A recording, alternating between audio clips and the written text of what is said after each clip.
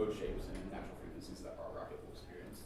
And so we were able to start with the MIMO probing and mode hammer, and we hit multiple points in the rocket, and you get multiple inputs, and then the outputs with multiple accelerometers and characterize the response of the vehicle that way. And that's more of a laboratory operational modal analysis where we actually don't know the inputs. So this came from our first year and actually got the data. We were able to gather acceleration data during the flight for this. And then we were able to create and adjust a finite element model using the material D3 accelerometers we used. We had 5 output channels. First is a tri-axis accelerometer, and then a single axis accelerometer near the middle of the body tube. That's the largest open segment, so it can catch some of those breathing modes of the airframe as well. And then one on the fin, because the fins have a lot of their own dynamics, and we were able to capture those as well. So, and then the inputs were the 29 impact points we had along the rocket. And so we hit the nose cone tip, and then 10 points along the rocket, both about 90 degrees offset from each other. And then we had 8 points, 2 per fin, that we were able to gather the impact data from the hammer, the instrumented hammer, as well as the output through all. Condition used in industry as well to support it with bungees to help simulate the FRF that we're able to analyze and then basically create a multi-degree freedom fit to the data to help identify natural frequencies and mode shapes. Cool. So some of our initial findings, I'll start over here on the left with the fin flutter and our fin analysis. And so we started with one test where we mainly focused on just the fins, impacting the fins and reading out the data from them. And as you can see, there's some really nice peaks on that data. We can tell like there's some definitely some natural frequencies and resonance that can happen to those frequencies. The fins do impart like a lot of stress on the rocket that hits that, whereas the rocket itself and the airframe have a lot smaller amplitudes indicating higher damage. There's some data right there, right near the 0 point, right around 7 hertz, and then a lot of other nodes below 60 hertz as well. And that was kind of just our initial findings from this operational modal analysis test that we did with our flight testing data, and then 2 Blue Raven altimeters with built-in accelerometers in the avionics bay. And so this flight test was performed on April 20th in Idaho, and we reached an altitude of about 10,200 feet. Full successful recovery, launch, and nominal flight. And so once analyzing the data, we cut off all the data after parachute deployment because the rocket's not really in its form factor anymore. And so there's also the 2 phases of boost and coast. And so we decided to analyze the coast section because the boost section data as changing, the whole vehicle's changing as it loses about a quarter of its mass during flight. And so we focused mostly on the coast section where it's more constant, a little bit, enables us to analyze it a little bit better. Yeah, and so we used those accelerometers within the avionics bay. Those were our prime ones because the data was a lot less noisy. It was just the cleaner data we could use at that moment. So we would use those accelerometers to perform the FRF frequency response plot showing those amplitudes along with the frequencies that they're excited at for the flight test on April 20th. As you can see here, so there's one of those nodes right around 57 hertz or 56 hertz, but at the really first modes are in a minute. And then higher order modes around about like 120 or 150 hertz as well, which are some of those higher order modes. And then our fin flutter modes, those came from separate fin flutter tests that we conducted to help basically kind of not focus as much of that when we're focusing on the whole rocket's analysis. Then finally, we also created a finite element model to compare both of our experimental properties to help validate the experiments and our finite element model. On the whole rocket, we decided to use a 1DB model, which is just basically modeled a hollow tube, like a body tube section, and applied the mass of like the entire rocket minus major components like the ones listed down here, so that that body tube and that cylinder tube would incorporate the mass of like parachutes, quick links, batteries, things of that nature, help simplify the analysis. And then the material properties used for the tube were those of the carbon fiber composite that we worked with this year. I'll go over more of this division here on the next slide as well. Like I said, that mass was accounted for within each section, and then the major ones like the conduit system and telemetry and the nose cone, the payload, avionics bay motor, and our counterweight system near the center of gravity were all accounted for because those different point masses basically would affect the modal response of the model. As I said, the stiffness was used from our carbon fiber pre-prep data sheets, and then a Poisson's ratio of about 1, and margins of elasticity of about 180 gigapascals was used. And this is a breakdown showing kind of how that partition model was created. So here we have that telemetry system. And then the red sections are basically where it was more, it doesn't have that point mass in it, it's just the rocket with these different components in it as well. As you can see, the density varies a lot to help incorporate those larger mass components in there. And then one of the next things we did as well was the modal assurance criterion, which basically compares the finite element model mode shapes that we had with the experimental mode shapes that we collected from our accelerometer data. And as you can see on here, so usually within industry, values above 0.9 are good for showing good correlation between the mode shapes that we saw. So here we have the first two bending modes of the rocket, so the finite element model and then our experimental data. It shows a good correlation between the finite element model bending shapes and the experimental ones, kind of validating the model we created as well as the experimental data that we gathered. There's a lot of, there's some other like sort of high correlations up here, but we decided that these first two were of most important since those will be the first two that will be excited during flight and will be the principal modes with the greatest amplitudes. So here's some of the plots. So in each direction, so there's the Y direction and the Z direction along the longitudinal axes of the rocket. And so at a certain frequency, basically, if the rocket is built completely symmetrically, it'll have a bending mode in each of those directions as the first bending mode. And so for the Y-axis, these are the first two bending modes that we had, showing good correlation between our finite element model and the experimental data that we gathered, and then also same for the Z-axis as well. And so this helped validate that model that we created to, again, improve our confidence in the model and the experimental data gained.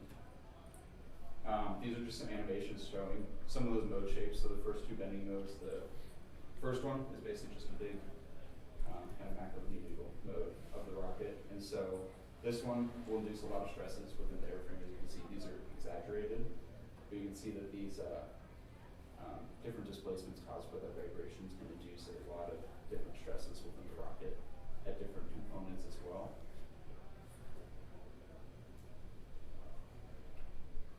And then additionally, we still conducted fin flood analysis because this is a very key one that we've seen with a lot higher amplitudes of vibration in the rocket. And so the first modal test, we did our modal test. That was the focus of this presentation. We also did a single fin test, which is shown in the picture. We had a body tube, basically a mock-up of our build that we would use for the airframe of the actual rocket. And so the modal test produced about 210 hertz and 392 for the first two modes of the fin. Our single fin test was 213 and about 330 hertz. And then our flight test showed that about 230 hertz as that first fin flutter mode as well. And so the good thing here is all the agreements between the all three flight tests, as well as a finite element model, which is what you want to help validate each of the inputs and the outputs you have from this data. And so with this, we had some further considerations upon talking with faculty and industry professionals on ways that this could be improved in future years to help us better characterize our rocket, as well as move into trying to do more analysis and actual flight simulation to calculate the stresses within the rocket. The first one is with the MIMO. It's a small hammer, similar to a carpentry hammer, but more instrumented and fancy. And so it doesn't introduce a lot of energy into the system, considering how big these rockets are. And so that's part of the reason it was hard to detect those modes and natural frequencies. One thing that we talked in future years is to use a shaker table to do a sine sweep and excite the rocket at different frequencies to hopefully amplify and capture those natural frequencies and amplifications. We also would love to simulate flight conditions, because when you have your motor that there's at least one that goes about 600 pounds of thrust coming out, and it will compress all the sections of the rocket together. And so one thing we could also do to improve that is to have a way to ratchet or compress the rocket more similar to flight characteristics. And then the next one is also to perform individual components, so like an airframe section, a nose cone section, that's easier to model and gather the interior properties and validate that portion of it, leading into doing a more detailed full-scale model of the rocket. And then finally also creating higher fidelity finite element model to help compute those stresses and simulate launch environments, and to compute those deflections and stresses within the rocket. So some of our conclusions from this presentation, this experiment and project was that the rocket joints, especially the bolted joints between coupler sections and the shear pin connections where parachutes deploy, as well as all the parachutes and shock cords within the rocket, produce a lot of damping to the system. And so the airframe itself is highly damped, meaning that even if it is excited, the amplitudes of that natural frequency in that mode are so low that it's not going to affect the flight of our rocket to worry us or make us concerned about it failing. Fin flutters should still be concerned, as we saw, it was magnitudes greater on those amplifications because there's less damping within that smaller subsystem of the rocket. So fin flutter is still something to explore and investigate and make sure is not going to be excited during the flight of the rocket. And so we have determined that Alta should fly successfully at the 2024 Spaceport America Cup. Thank you.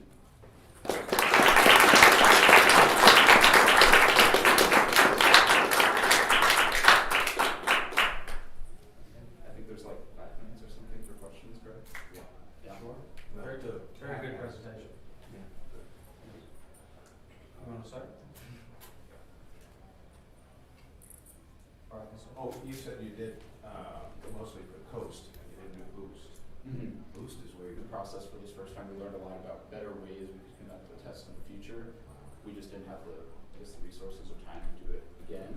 But that is one thing we plan to do next year, to do a shaker test to help capture more of that boost data as well. Because that is Yeah, there are resources down there in Salt Lake. Oh, yeah. To do that, a little north of you guys, probably.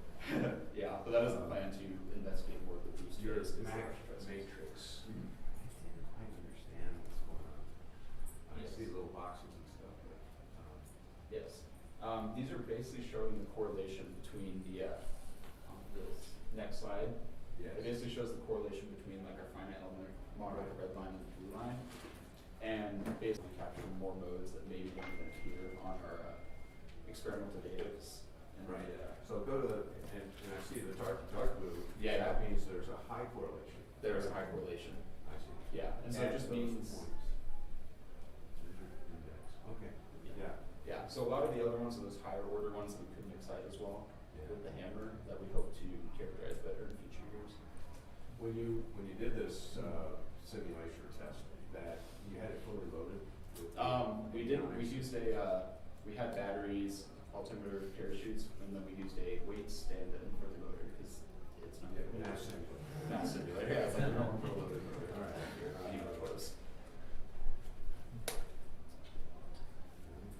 yeah, I was curious, you know, and I think it's just because the magnitudes are so low, you seeing the correlation between your tests with, I'm assuming the rocket with centering rings in, with different couplers, because I think that those would increase the stiffness and thus decrease the bending by quite a bit.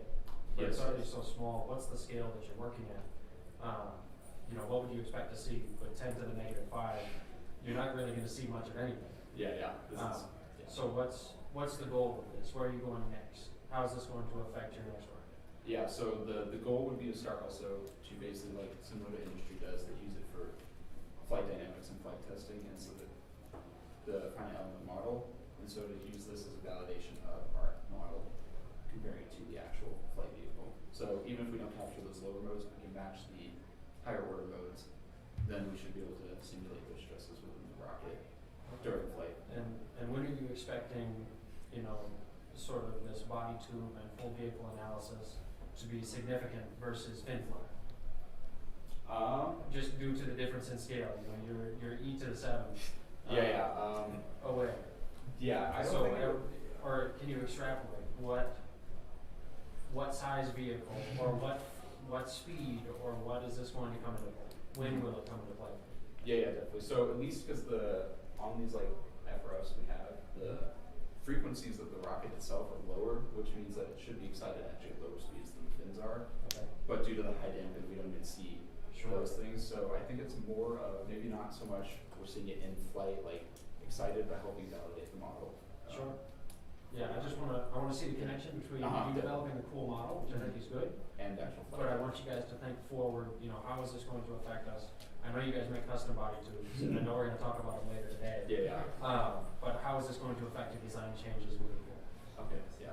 And did you make any adjustments after you sold that? So after this was done after we had built the rocket. Yeah. So we've taken into account for future years, whether it's helping eliminate sections where like there's unsupported sections, like you're saying, the rocket motor, centering rings, all those increase the stiffness, so they're less stiff portions of the rocket. Maybe we can add. And I could see it being applicable, if you ran into issues like this, thicker body tubes or adding a coupler in. But I'm curious at when that will come into play. Yeah. Even if you guys go to 30K, unless you did something crazy, I don't know if it'll come into play. Yeah, that is true. You showed two bending modes. Are they simultaneous, or does they happen? Ideally, if it was like a perfect build, they happen simultaneous. Like either one could happen at that frequency. In this case, our y-axes were actually in line with the fins, and so basically this is like the points we were measuring were like this, and our axes were this way. So this mode is capturing the same bending mode in the y direction, and the same bending mode in the x direction, but they're slightly different frequencies due to imperfections. Okay, I mean, your next chart, for the pretty picture. Yeah. Yeah. Yes. Okay, so that's mode 1, mode 2. Yeah. So those will happen at different frequencies. This one not. All of your physical, the roving hammer tests, I'm assuming those are conducted, multiple tests, averaging the results. Yeah. Yeah, we were able to conduct multiple tests prior to even collecting the data before the data was used. But yeah. Okay. All right. All right. That's Well, good. thank you guys.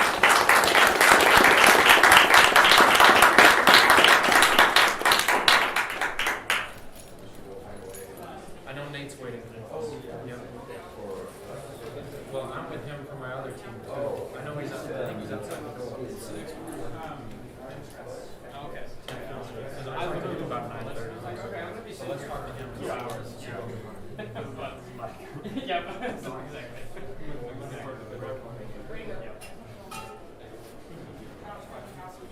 Seeing you guys. Oh, yeah. Nice. We're ready for it. Abacus. Oh, the experiment to do, so it was actually math to analyze the data. Yeah, so we gathered the accelerometer data and we're able to take the photographs and the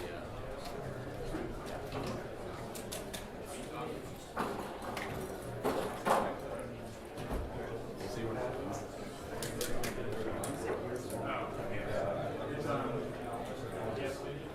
Oh, hey, you've been listening to me. These are on. What were you saying?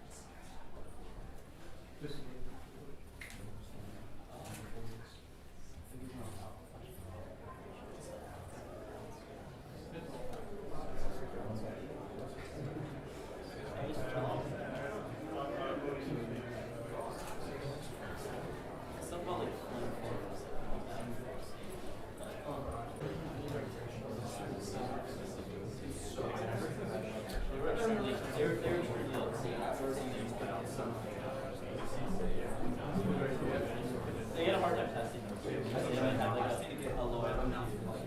Yeah, like you know what I mean? Compressors.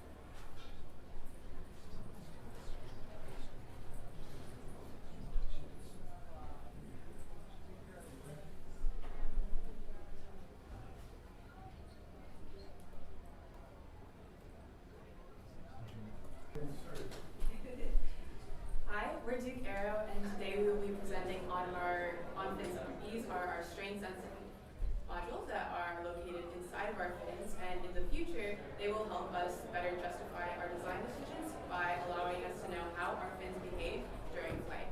My name is Vanessa, and I'm a senior. I'm Alex, I'm a graduate student. I'm Megan, I'm a junior. I'm Sydney, I'm also a junior. I'm Rohan and I'm a junior. As a quick conceptual introduction to our project, our rocket this year, Pitchfork, contains 3 strain gauge integrated fins, which allows a rocket to collect, record, and store data on the forces and loads that the fins experience during flight.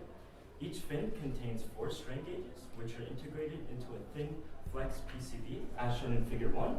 We'll be passing that around right now. The green part of that is the UV curable solder mask that we placed on top. Therefore, and the strain gauge is marked by the wrapping around of wires back and forth, and they're all placed strategically in strategic locations and directions as determined through a modal analysis. Therefore, as the fins vibrate and deform during flight, there will be consequent changes in the resistance of the wire traces, which will be picked up upon by our electronic components, and with post-processing techniques, we can convert these changes to corresponding strain values. Okay, so now that you all have had a technical overview of Finsight, as that's going around, I just want to explain why our team decided to move forward with this project and some of the benefits we felt we can get out of this in a few years to come. So obviously, as Rohan was saying, we're going to get a lot of strain data out of these modules, and this is going to help us make future, better informed design decisions. So for example, if we get back our data and we see uneven fin loading occurring, this might mean that we need to have better fin mounting structures, and this might be a joint effort with our structures team. Or hopefully not, but if we do see some large oscillations in fin flutter, this might mean we need to decrease our mass or increase our stiffness. Additionally, I want to take a moment to explain why we went with a custom PCB design approach rather than a COTS PCB approach. There are a couple of reasons for this. One, obviously because we custom made them, they fit very nicely into our own rocket, Pitchfork, this year. Additionally, they're relatively inexpensive, but primarily they help us to prevent any loss in aerodynamic integrity in the fin structure by we can avoid running wires underneath the initial surface of the fin layout. The traces are already built into the PCB board, which you'll see as it's being passed around. So with these custom PCBs, each fin contains 4 strategically placed strain gauges and a Wheatstone bridge to measure deformation during flight. So only the strain gauges themselves are actually located on the fin, with the rest of the circuitry stored inside the rocket. And figure 2 shows an example circuit diagram with only 2 strain sensors set up for simplicity. So as the fin experiences strain and aerodynamic forcing during flight, the strain gauges within the fin bend, which changes their resistance values. And this change in resistance unbalances the Wheatstone bridge, which changes the output voltage of the bridge. So now we're looking at the part of the circuit that's actually inside the rocket in step 1 of figure 2. So then these output voltages are converted to digital signals through one analog to digital converter per strain gauge in step 2. And the signals are transmitted via I2C through a mux, which cycles through the signals and passes them along to a Teensy 4.1 microcontroller, where they're stored on the flash chip on board the Teensy in steps 3 and 4 of the circuit. So after flight, the data will be pulled from the chip and analyzed to determine a comprehensive view of how the fins behave during flight. hardest decisions that we had to make is where do we put the strain gauges. We want good quality low noise data, and that corresponds to taking our strain gauges, putting them within and high strain areas that will be experienced in decay. And we solve this problem with structural dynamics, specifically modal analysis. And I like to think of modal analysis as the study of how object systems vibrate. The theory of modal analysis says that any system, so say for a rocket fin, for example, has certain natural frequencies as a proclivity to vibrate at. And along with these natural frequencies are mode shapes, physical, deformable shapes of the system that happen and occur when it vibrates at these frequencies. You can go even further, and it turns out that any deformation of the system, so any possible way that these fins could move or vibrate in flight, can be represented as a linear combination of these mode shapes. So they're really important to know. The idea is that when we find the mode shapes of the fins, we can know areas of high curvature on these mode shapes, and those correspond to areas of high strain that we'll see in flight. To find the mode shapes of these fins, we started off with an experimental approach known as impact testing. And in impact testing, the idea is you take a bunch of accelerometers and place them all over your system. This measures the response of the system. You take a modal impact hammer, which measures the input to the system. You strike the system, you excite the system, you excite the modes, and you can determine the transfer function from input to output that tells you pretty much exactly what the frequencies and the modes will be. So we performed modal impact testing on last year's rocket fins, and here are the results in figure 6. This is known as an FRF, or as frequency response function. On the x-axis is frequency, and on the y-axis is accelerants. And accelerants is the transfer function. It's how much output, how much deformation are you getting per unit input, per unit force. And noticeably, we see 3 big peaks. These peaks correspond to the first 3 natural frequencies, and they also have corresponding mode shapes, which we'll see in a second. You could go far higher. There's definitely more modes to this system, but we're only going to look at the first 3 because those are probably only the first 3 that I'm really excited about. So why did we do this? Why did we do experimental testing on last year's rocket rather than FEA on this year's rocket to start? Well, we knew that last year's rocket fins would be very similar in geometry and material makeup to this year's rocket fins. And we needed some way of verifying our FEA results. It's very difficult to know the material properties of a composite layout without some sort of experimental verification. So here's what we did. We made an FEA model of last year's rocket fins, and we compared it to our output from the modal impact testing, and we basically tweaked the parameters of the modal impact or the FEA model until they were in good agreement. And then we imported those material properties into FEA model of this year's rocket fins, Pitchfork, and that gives us good confidence in mode shapes and frequencies and high strain areas. So figure 5 shows an example as being passed around, but the red rectangles are the strain gauges. There's 4 on each fin, and they are in good high strain areas. So now we get to look at animations. So here's the mode shapes on the left. First 3 modes. Column 1 is the first mode, column 2, second mode, column 3, third mode. On the top, that coloring is the deformation. That's the amount of deflections going on. That's represented by the coloring pattern. On the bottom, animations, still the same modes for each column, but those correspond to high strain areas. So on the bottom, you're trying to find areas of bright orange or bright red. That means that's a high strain area that will occur in flight. So these animations informed us where we should put the strain gauges on our fins. On the right-hand side, I want to direct your attention to this table. This is a table that compares last year's fins impact testing frequencies to this year's fins FEA model. And you see that they are quite different, but that's okay. It's actually good because if you go through the scaling laws of the geometry of the frequency calculation, it turns out that because Pitchfork's fins are a little bit shorter in comparison to Blue Reaper's, the frequencies should actually increase by a factor of about 1.5. And we see that about spot on for the first 2 frequencies.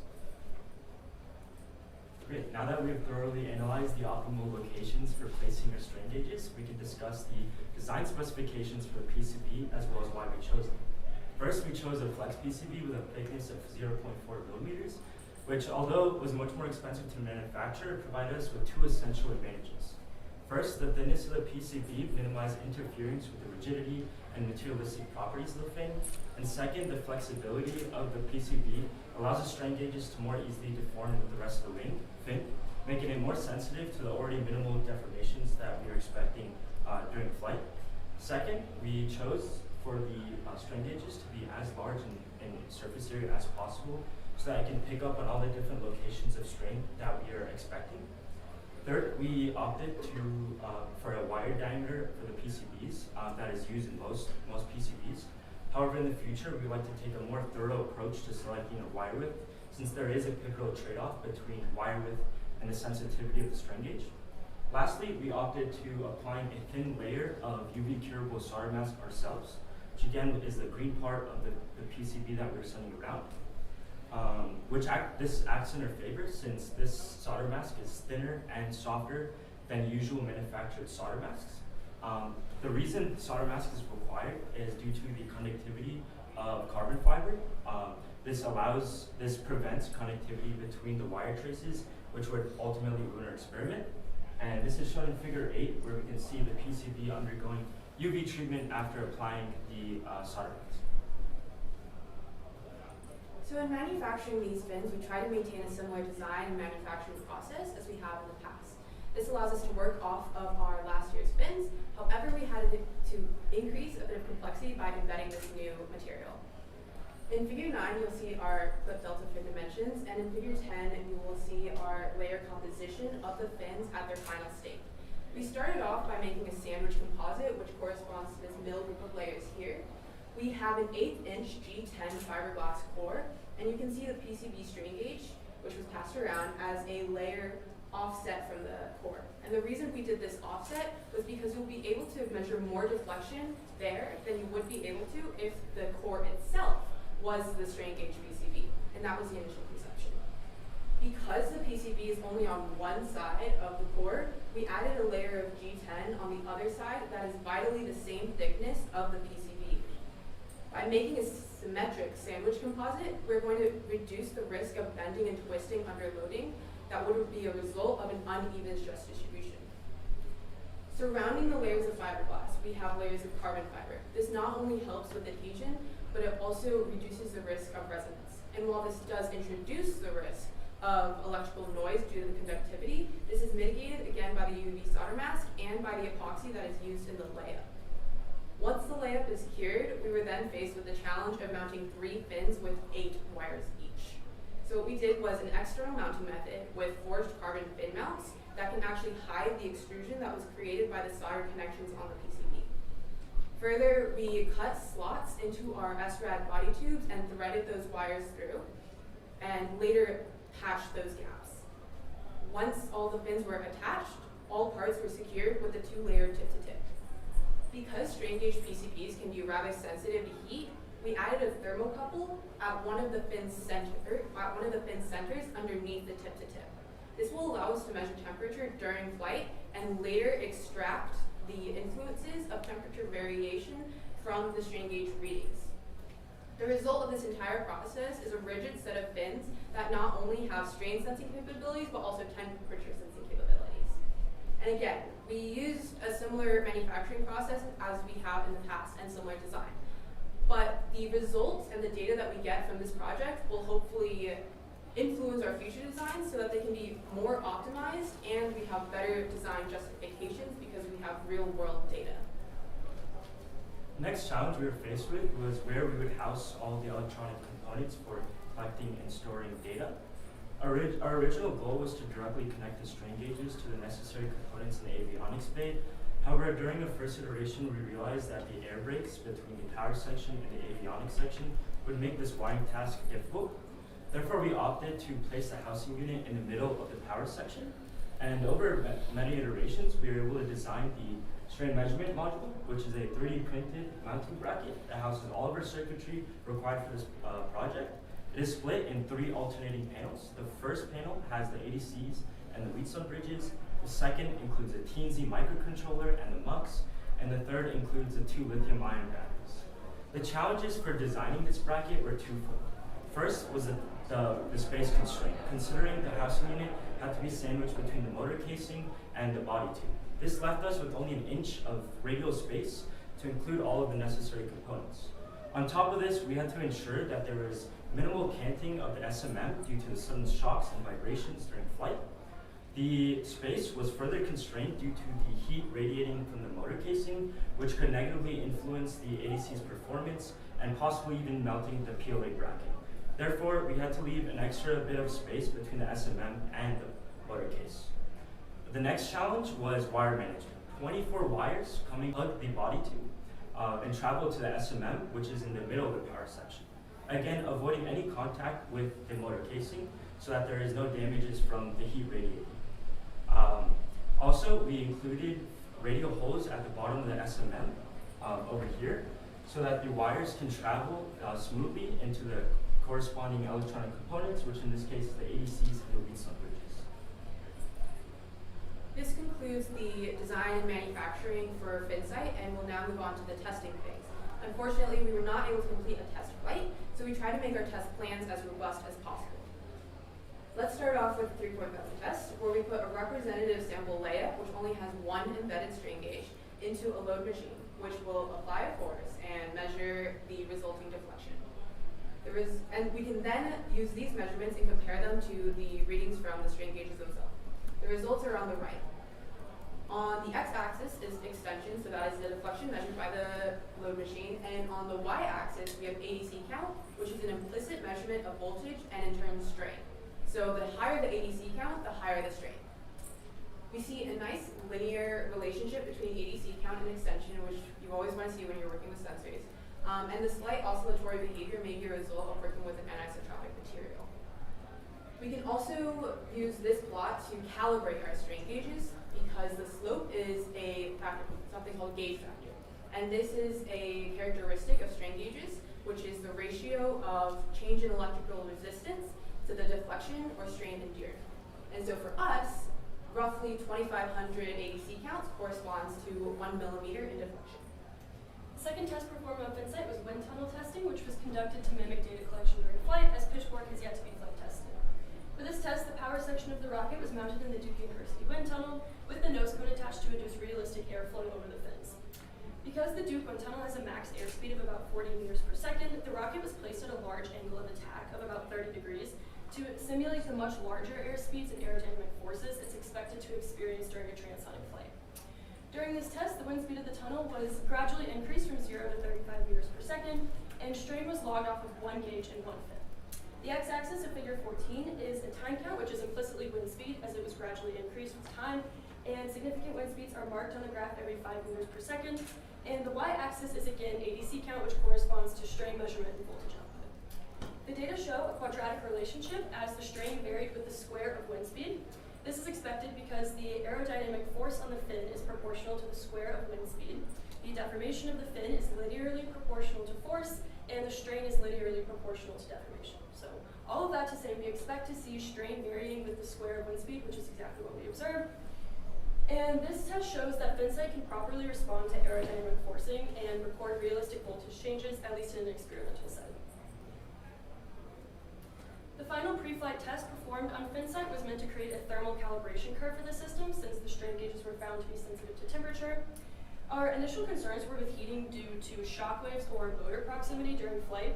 However, preliminary ANSYS modeling suggests that motor burn won't be a major heating concern for the system, and that temperature change will actually more likely be due to airflow over the fins during flight.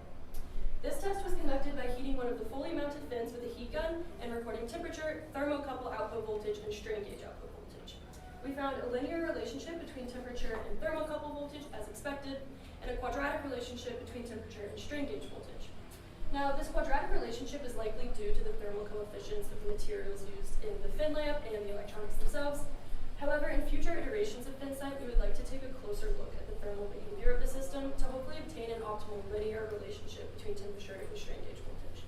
So the coefficients of these curves will be used to calibrate both the thermocouple output and the strain gauges themselves to introduce a thermal offset and reduce the noise to get more accurate deformation data.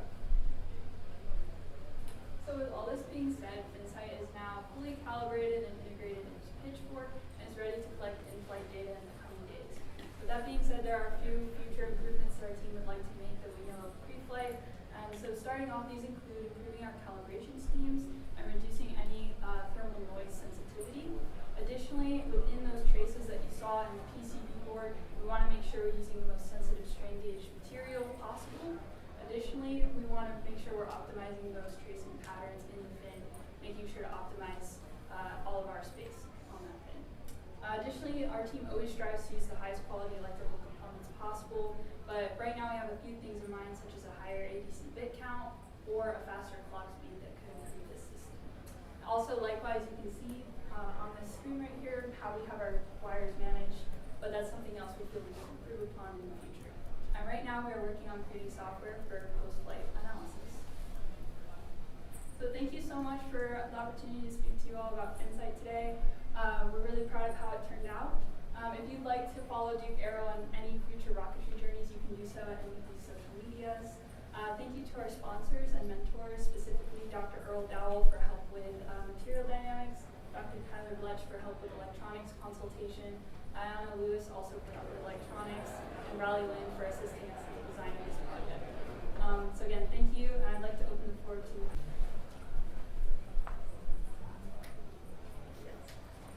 Is there a reason you guys use a ADC instead of just writing analog data? It's a good question. If I'm not mistaken, if we're writing it to TNC to store it on flash, it has to be in digital data. Is that an incorrect statement? You can write analog to it. We can talk about it. Because I'm doing this currently for a project. Okay. You could write analog. You could even write it faster if you keep it linear. Okay. That's excellent. Thank you for telling us that.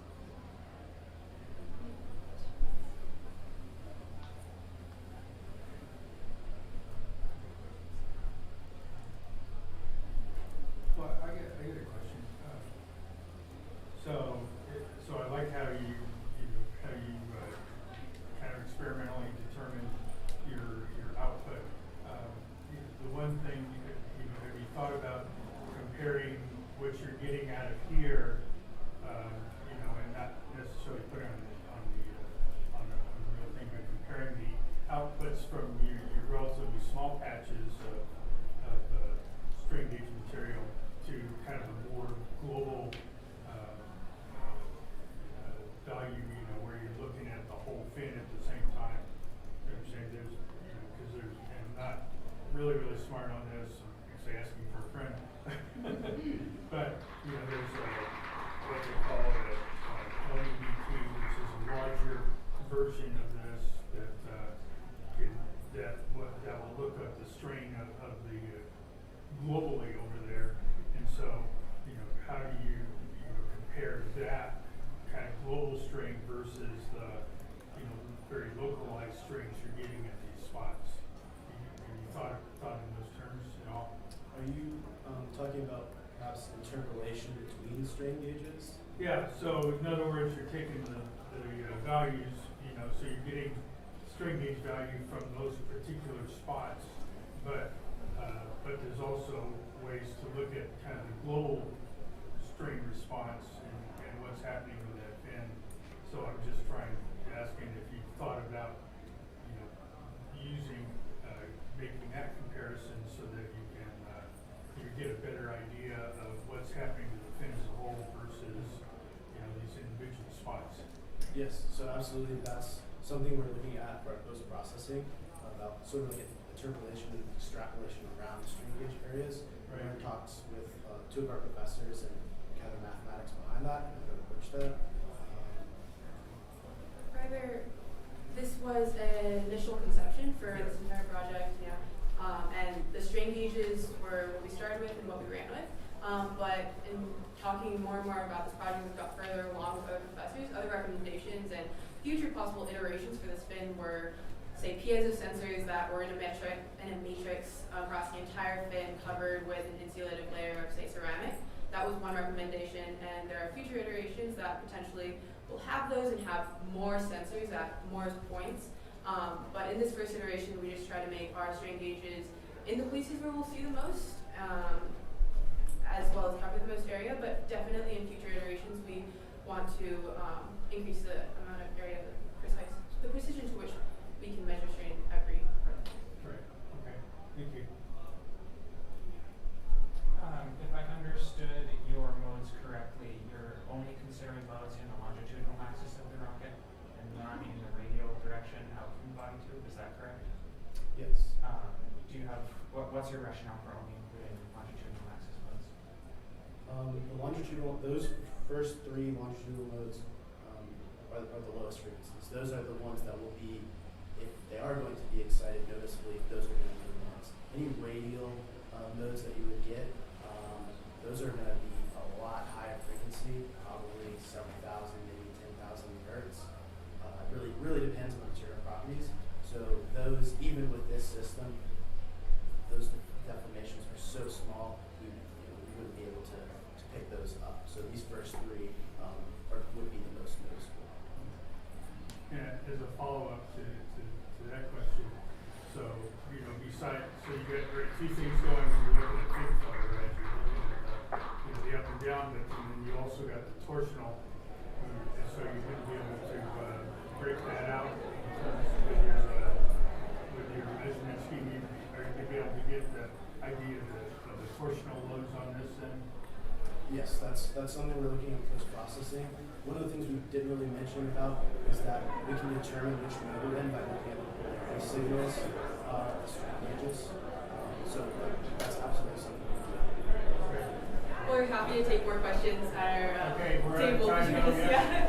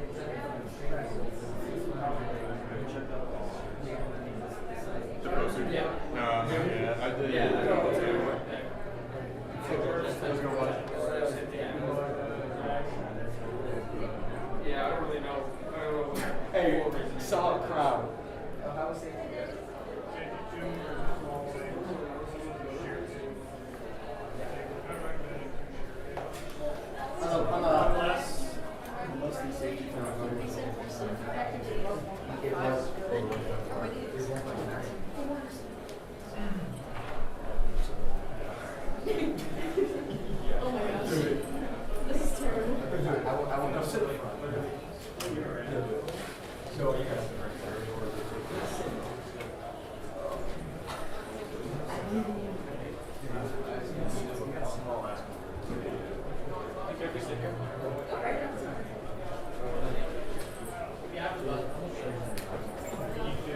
Yes.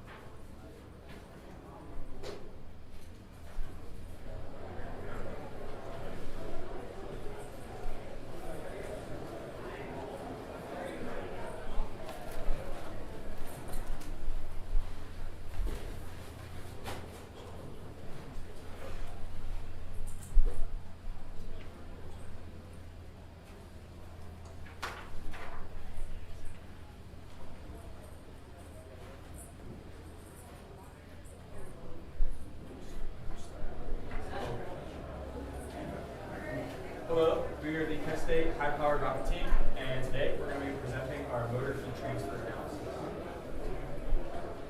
So a little overview, we're going to introduce ourselves, and we're going to go over the worst-case scenario pressure analysis and motor heat transfer analysis. So I am Carter Rico. I graduated from Kent State with my bachelor's in aeronautical systems engineering technology just last month, and I'll be staying at Kent State for another year to finish my master's in aerospace engineering. Hi, my name is Julia Taylor. I also received my bachelor's and master's in aerospace engineering from Kent State University, and I'm pursuing my PhD in the fall at Podium.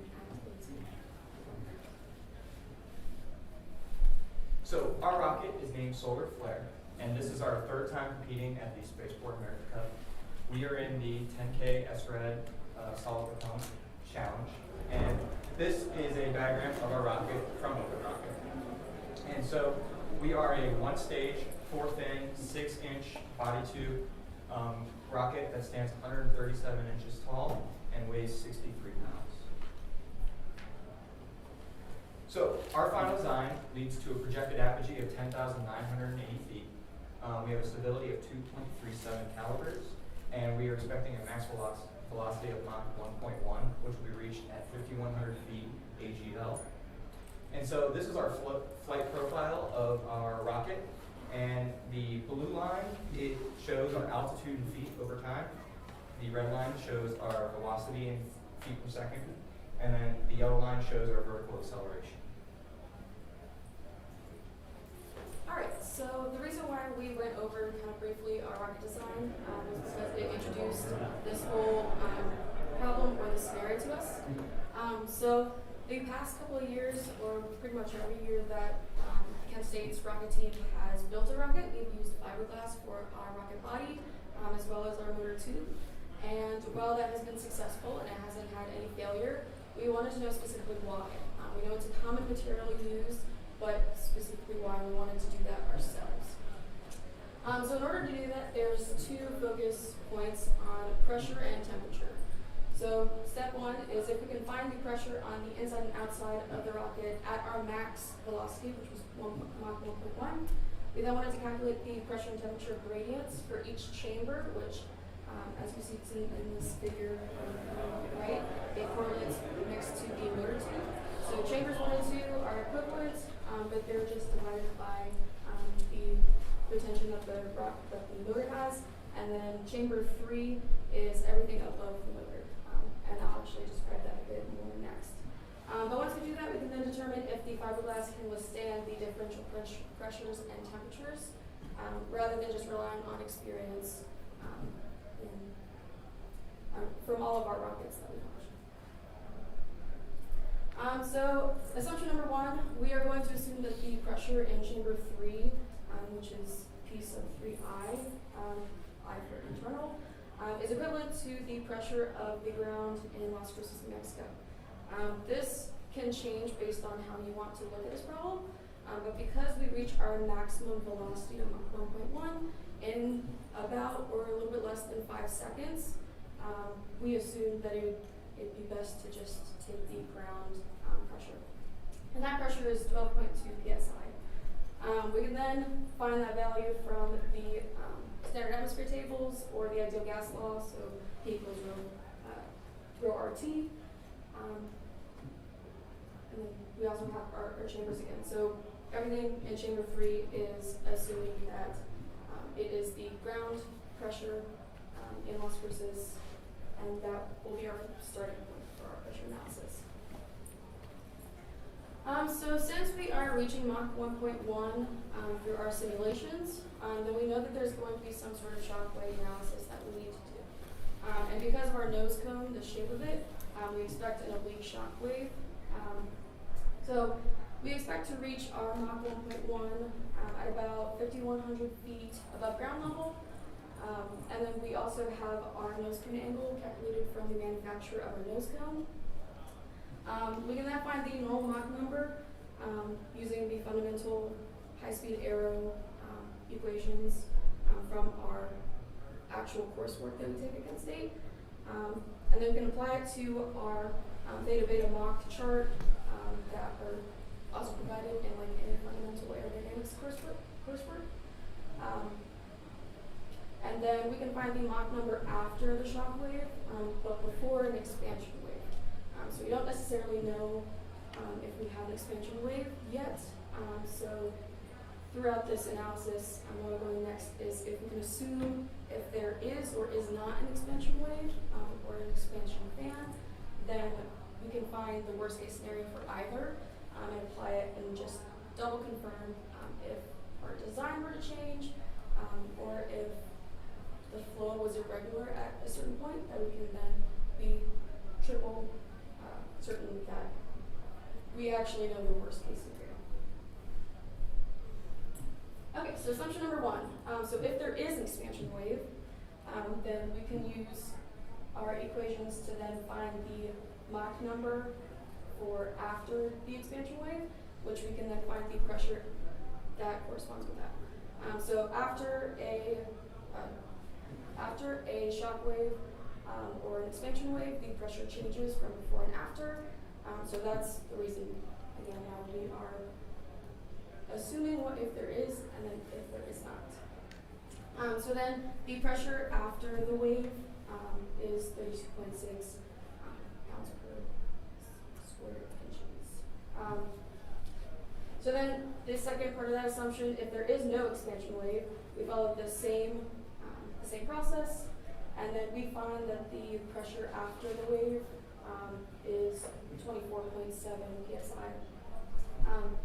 And then that is greater than the 23.6 psi.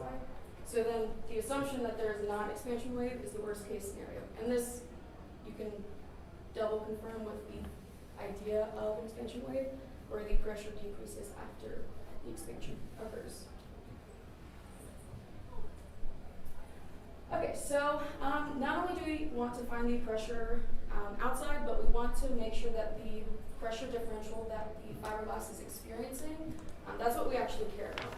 So in order to do that, we took the pressure after the wave of our larger numbers, so if there's no expansion wave, and then minus the ground pressure that we assumed that the third chamber was experiencing. And we ended up getting 12.5 psi, which is a lot less than the capable pressure that fiberglass is documented to experience, which is 33,000 psi. And that's incorporating a safety factor of 2. However, we still need to analyze the pressure on the inside of chambers 1 and 2.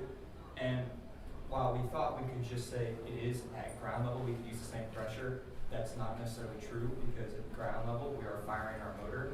And so we need to find the temperature of the motor, which will lead to the pressure found in chambers 1 and 2. So why conduct a motor heat transfer analysis? Like I said before, we wanted to figure out that temperature in order to figure out the pressure, but also we wanted to know how and why the 6061 aluminum motor casing we use and our G10 fiberglass motor tube does not melt, because our maximum motor temperature is 5,000 degrees, and aluminum melts at 1,100 degrees, and fiberglass melts at 284 degrees. So there's a problem on our hands here. Why does it work? How? So this led us to doing this analysis. So how? Well, we had to do this. First, we had to make an assumption that the motor will burn radially. So that means the heat is going to go up, down, and to the sides. And so then after we made that assumption, we needed to make a schematic of the cross-section of our aft body tube. So right here is the diagram we created. And so this inner circle is going to be our fuel, where the heat starts in the center and moves outward. And it's purple because our motor, or propellant is purple. And so this type of heat transfer between the fuel and the phenolic liner is going to be convection, because it's heat moving over a surface. Now, phenolic liner to the motor casing, you're going to have conduction because the surfaces are touching. And then it's going to be the same for the phenolic liner to the motor case and the motor case to the motor tube. But then we switch back from the motor tube to air, which is going to be convection, and then it's going to be, conduction, and then it'll be convection from the air to the body tube. Now, understanding what the heat transfers are, we can use different resistance equations in order to figure out our Q dot, which is our heat transfer rate. So for convection layers, we use R equals 1 over the thermal conductivity of the material and multiplied by the area of the cylinder. And then our conduction equation is going to be the resistance equals the natural log of the outer diameter over the inner diameter over the thermal conductivity times 2 pi times the length of your cylinder. So the thermal conductivity and phenolic liner, we found from NASA that the thermal conductivity of phenolic is 28.5 watts per meter degree Kelvin. And so to calculate our heat transfer rate, we used UA is equal to the sum of the inverse of the resistance totals. And so to find Q dot, we had our UA, and we know the temperature of our fuel and the temperature of the ambient air. So we were able to figure out that our Q dot is 24.7 kilowatts. And so now, with our Q dot being known, we can figure out the surface temperature of the layers and see what temperature the layers will become, and see if melting is an issue. So to calculate the temperature of the phenolic liner surface, we use the same equation, except instead of using the temperature of the fuel, we're using the temperature of the phenolic surface. And so the phenolic liner surface temperature comes out to be 107 degrees Fahrenheit. And 1100 degrees Fahrenheit is the aluminum melting point, so we are not concerned of the aluminum melting. And then going through that same process again, but with the motor case surface temperature of 93.1 degrees, fiberglass will not melt because they are touching. And so 284 is what fiberglass melts at, so we're not concerned there either. So this is our motor test from April.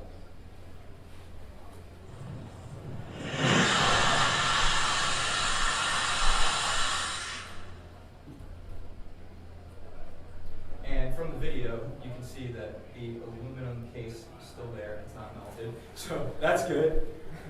Thanks, Bob. So, and now we can, after it's cooled off, we looked at the phenolic liner. And so inside the liner, after the test burn, you can see remnants of the adhesive we use to hold the propellant grains against our liner, but it looks fine. And then on the outside of the test burn, it looks new. It's in great condition, but you will notice on the right side here that it's a little bit discolored, and that's just because the exhaust of the motor burning. So we did a little assessment of our analysis and the test burn. So our results confirm our theoretical measurements because number 1, our motor case is not melted from the test burns. 2, the aluminum does not have any noticeable damage. 3, the surface temperature of the motor case will not become too hot and melt the fiberglass. And 4, the outer diameter of the phenolic does not have any major damage. So how do we relate the pressure and the temperature? Well, now have the temperature of the air on the inside of those chambers, so we can figure out the pressure using the ideal gas law, P equals rho RT, using R as a constant and rho as the density of the air out here in the ground in Las Cruces. And so when we calculated our pressure, it came out to be 17.7 psi. And then using the equation, or using the pressure after the wave, the worst case scenario, we took the differential pressure, we took 24.7 minus 17.7, and it shows that the change in pressure is 7 psi. And it makes sense that the pressure, or the differential pressure is lower because the pressure on the inside of chambers 1 and 2 are higher. And so G10 is capable of withstanding 33,000 psi, and that includes that safety factor of 2, so we are not concerned that chambers 1 and 2, with chambers 1 and 2 breaking from the pressure. Thank you for listening. Does anyone have any questions? We go back to the last slide. So saying that you use the ideal gas law and you use the density of the air at Las Cruces, right? But that is a density for like a normal temperature or density at like a temperature in chamber 1 and 2, because are they different? Chamber 1 and 2 are going to be the same. I mean, but the temperature in chamber 1 and 2 is higher than the standard temperature, right? So I'm assuming that the density you use for the air is for the standard temperature, right? Did you consider the difference that might cause? We did not consider that. We'll look into that. All right, 2 questions. So local barometric pressure changes hour to hour or whatever, and it can, the actual pressure can change by up to an inch or more, half a psi. Do you factor that in your calculations? I mean, do you adjust your calculations for what the actual barometric pressure is on the day of launch for the test and stuff like that? It wasn't adjusted to the launch day specifically, but that's easy enough to go back and plug into it. Yeah, I mean, it's typically only a maximum 5% difference, but probably the more relevant question is your heat transfer equations that you're using are steady state heat transfer equations. This is a transient problem, and everything has a thermal mass. And even though you have this very hot booster that burns for 5 seconds, it doesn't produce that much heat compared to the thermal mass that's available for aluminum 2. And then particularly for the outer one, you have this air gap. You're not going to develop convection in 5 seconds. Because there's transient heat transfer, which are totally different equations.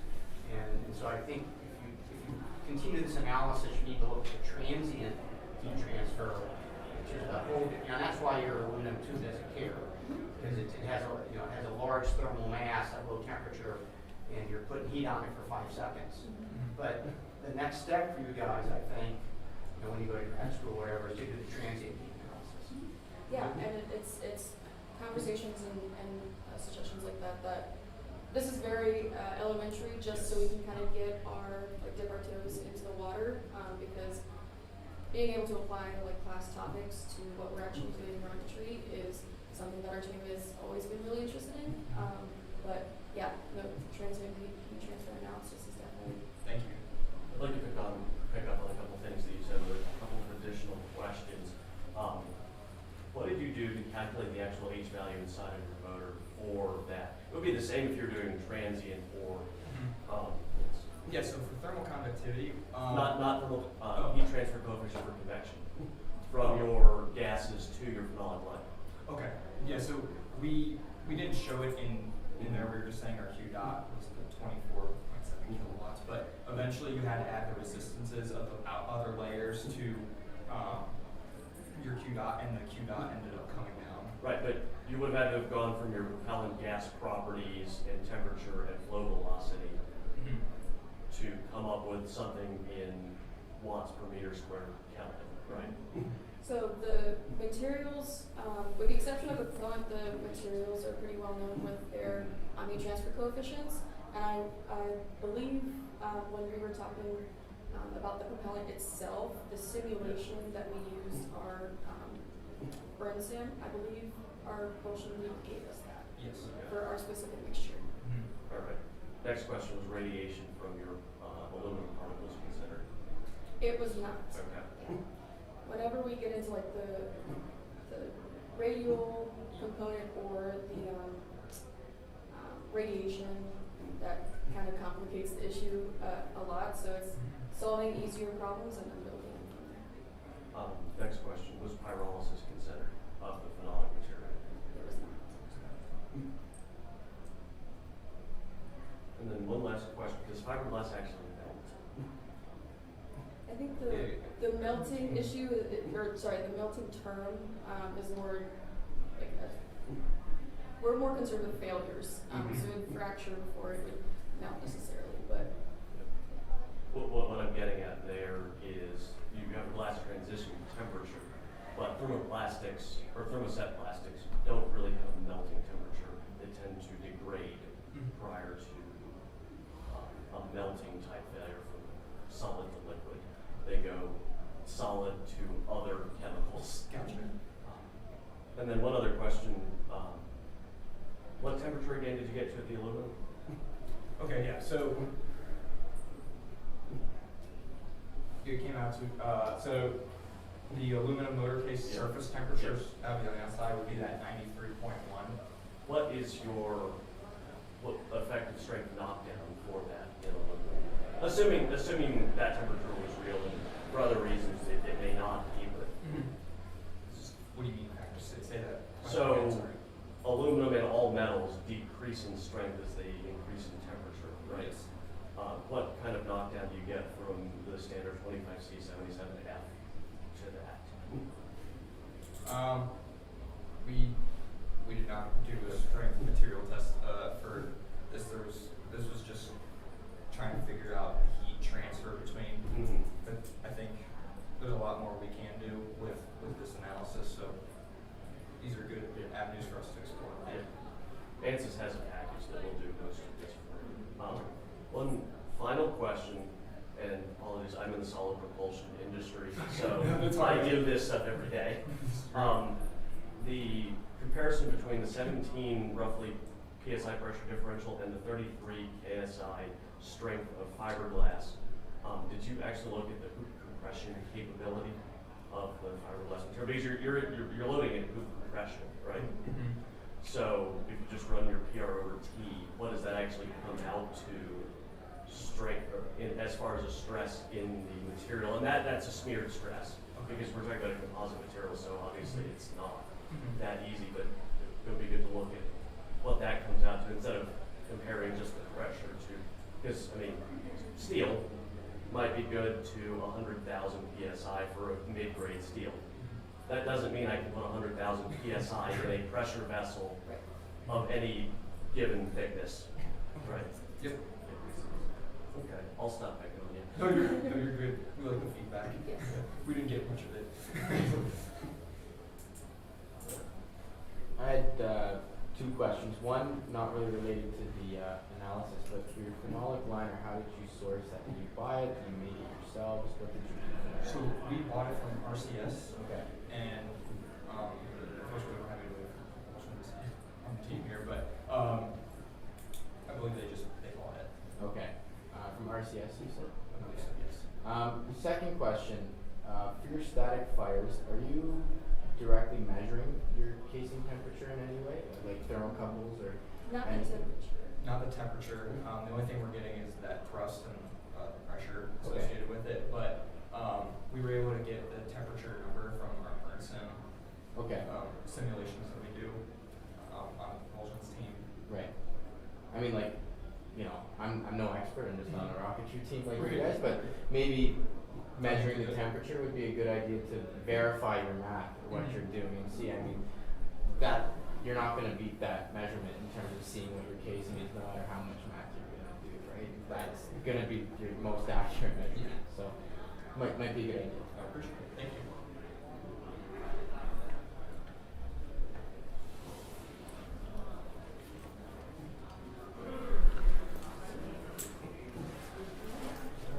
Thank you.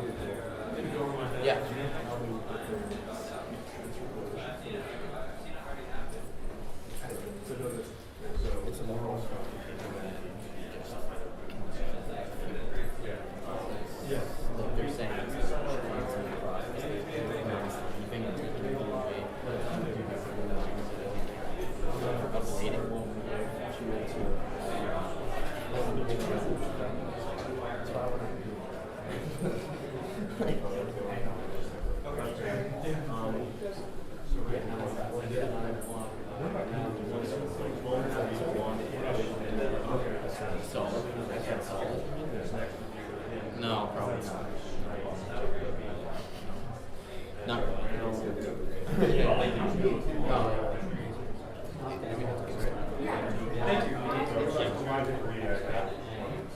Oh, yeah. Static stuff is something for any life second. Like there's a good engineering exercise.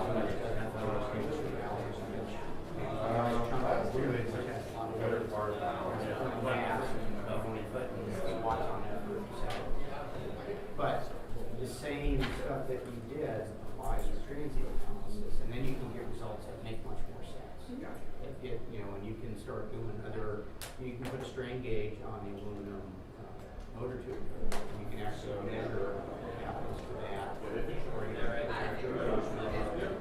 The bottom line is to take the next step. This is a really good project. Take it to the next step, which is transient. This, you know, guys,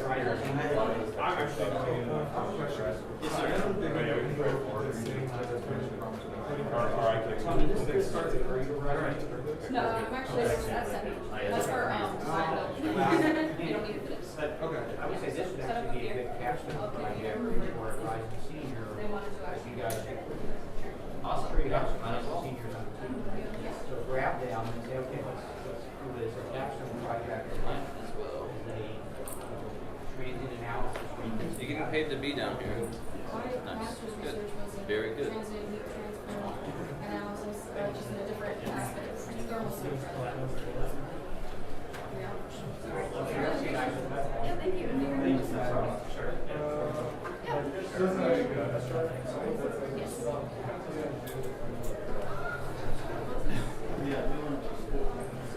So the heat transfer of the team actually, that's the criteria.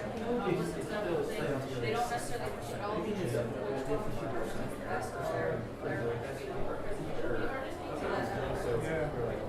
Where is oh, okay. That's one.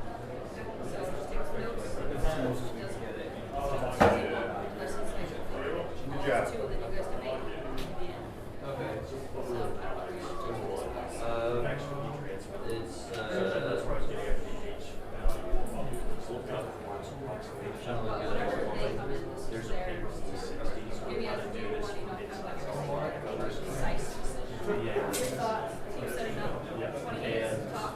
Then radiation. We'll actually how much radiation.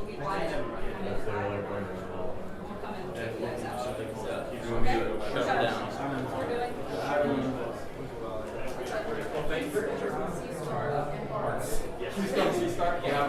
Yes, I have. Okay. Thank you. All right. I don't need this. Yeah, and there's a whole pile here too. But Well, they're gonna give it away.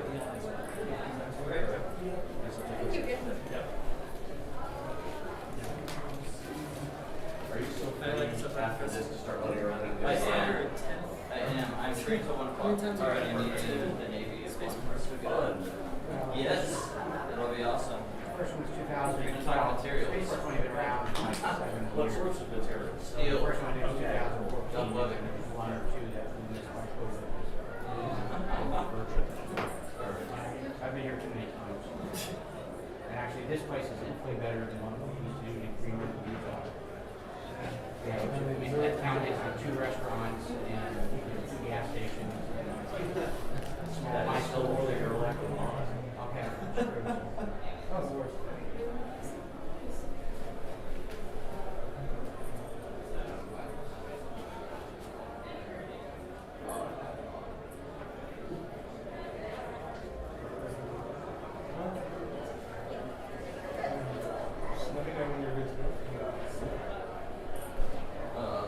Maybe we still have 2 minutes. We got 2 minutes before you start. You guys are good. Team, you have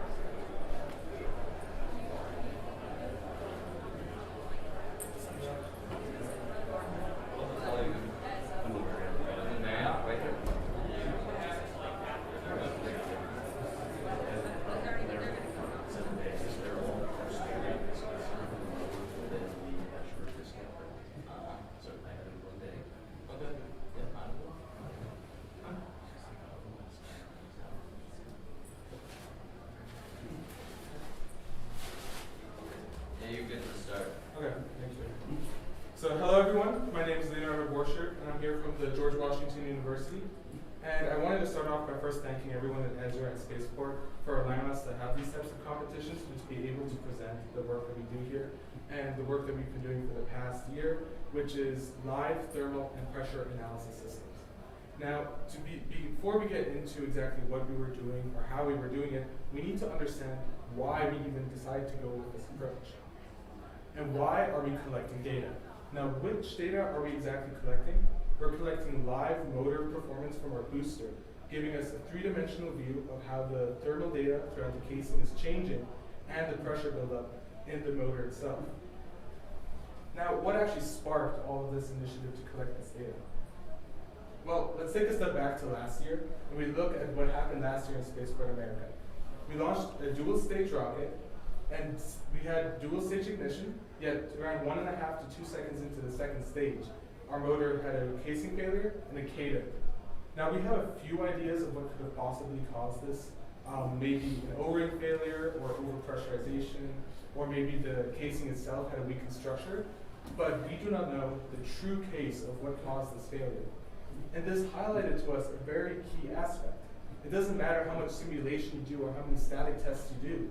If your rocket is launched and something happens and you weren't collecting any data, you cannot for guaranteed certain determine what actually happened at that specific instance. And that's something that we wanted to change. We wanted to be able to have this insight and have this data so that if anything, for any reason, might occur, that we would be able to predict this and determine what was the root cause to be able to prevent such an event ever occurring in the future.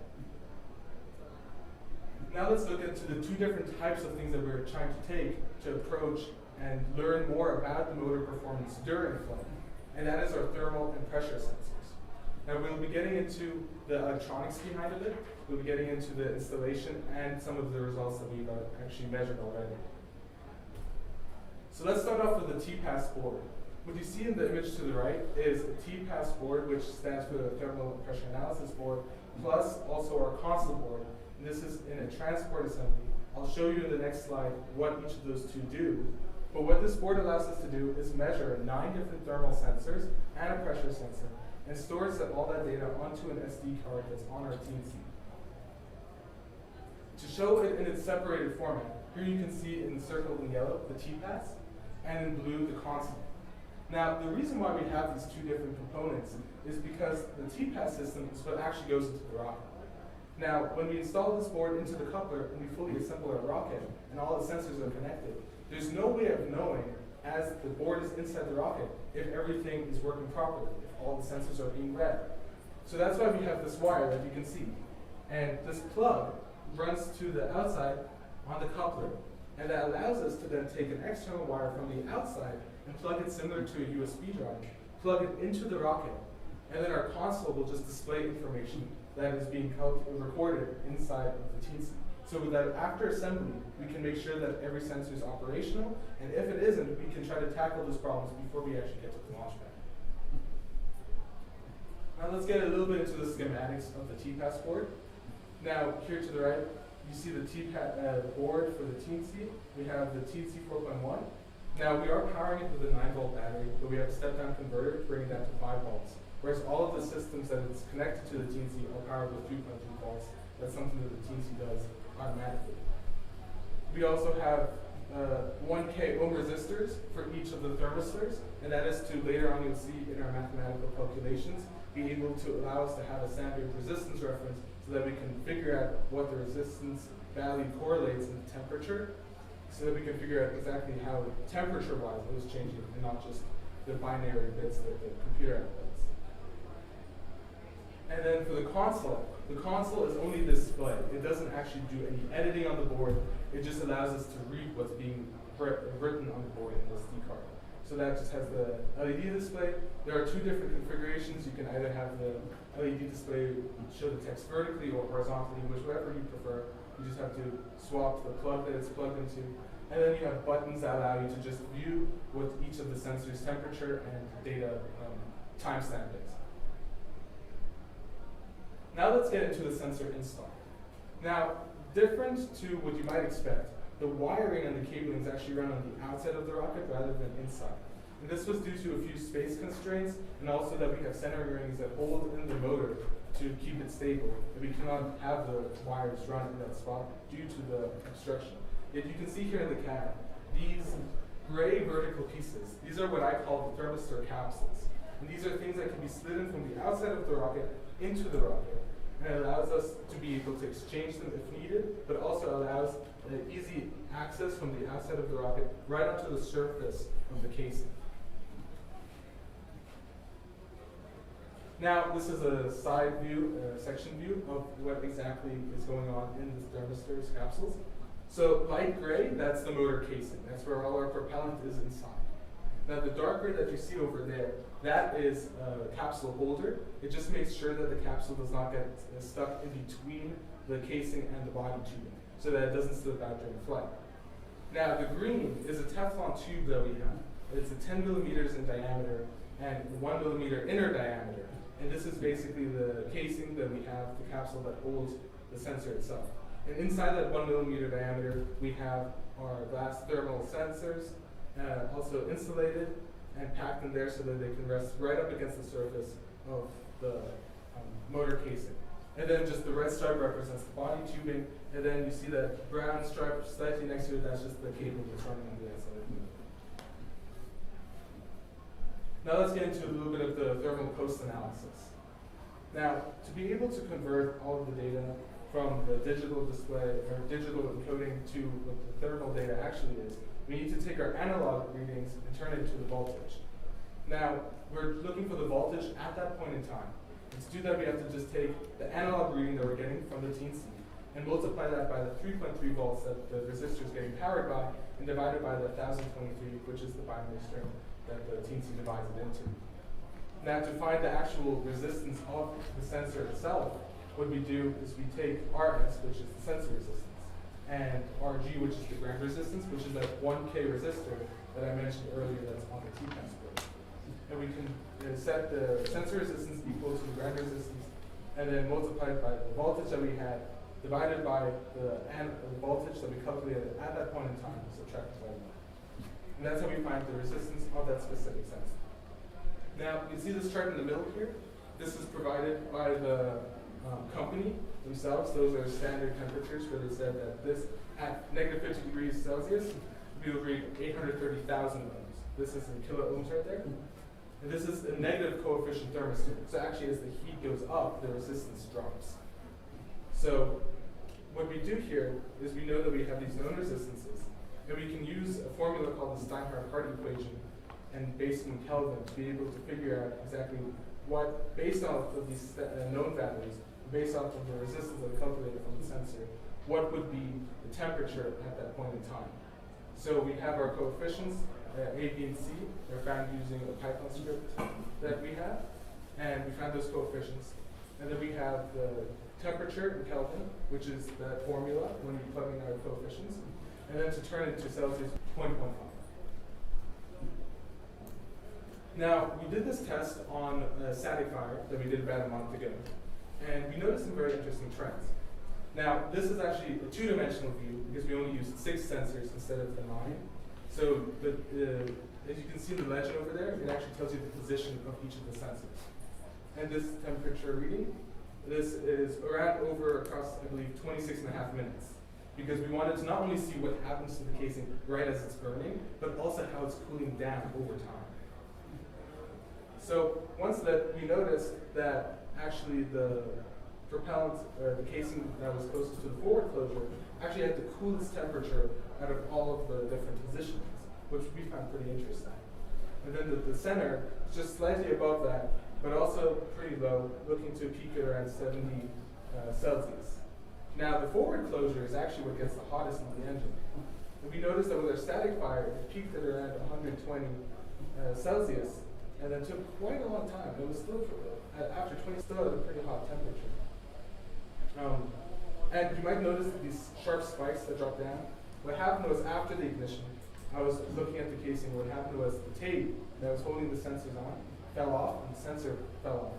So the sensor dropped, obviously, and I quickly took that sensor and put it back on the casing. So that's why you see the sharp drop and then back up to where it originally was. An interesting observation, if you look at the orange line, which was located in the center, you see that it was following the same trend as the purple, which was in the opposite side of the center as well, that sensor. After the spike, we noticed that it's lingering even below the nozzle forward closure sensors. Then after another drop, which it fell off again, I put it back on, and it followed again the purple line. So what I believe happened was after it fell off the first time, I didn't reapply it properly, and obviously then it wasn't reading the proper temperatures, and then after the second time it fell off, I must have put it on better. So I'm making the assumption that it would have followed the same trend as that other purple one. But that is something to take into account. Now some of the observations, I already mentioned some of the observations we made, but the coldest temperature was near the forward closure of the engine, and the hottest temperatures were near the nozzle. And total peak was 116 Celsius, or 241 Fahrenheit. But actually, the peak temperature after the 5.5 second motor burn was actually around 29 Celsius, which was very interesting, which means that the total temperature peak didn't actually occur until 150 seconds after the motor was ignited. Now, I've talked a lot about thermistors and not that much on the pressure systems. And we are doing a lot of pressure analysis on the rocket. The reason for that was all the tests that we did with our TPAS system, we started getting really weird data. We were looking into it. And what happened was we decided to eventually use a pressure tank that was emitting a known pressure. We were using that pressure sensor, we realized the sensor itself was faulty. So we decided to use a sensor that we use for all our static tests that we know works properly. But therefore, I decided not to put any of that data in here because I only wanted to present the data that the TPAS was calculating. If you want to know the pressure readings, and it uses the same system that we do for our static fires, that's in all our progress reports that we have submitted to Spaceport that have accurate pressure readings, and we're just now reusing that same system for our live pressure reading and adapting it to be able to work with them. Now some of the things that we're going to draw from all of this and do from now on, especially at this competition today and then in the years to come, is normally we always base our flight performance based on our simulations and our static fires. But now after this launch and after we get our thermal data, we'll finally be able to add live engine performance to our variable. And one of the things that we'll especially look at is we want to see if G-forces or any other flight factors significantly contribute to a different motor performance. For example, if in a static fire it peaked at 116 degrees Celsius, maybe in flight it might peak much higher, much lower, or around the same. We do not know. That's one of the things that we want to learn and determine. And we also are able to then, over time, and after we do several more launches, we're able to get a better idea and maybe see if there's a linear change between the static fires and the actual flight so that we can draw a conclusion on how it would perform based on static data. Thank you again here, everyone, Ezra and Spaceport, for allowing us to present the work and open for questions.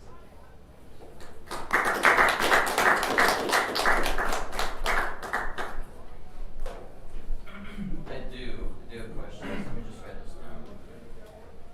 I mean, obviously, you've been on time.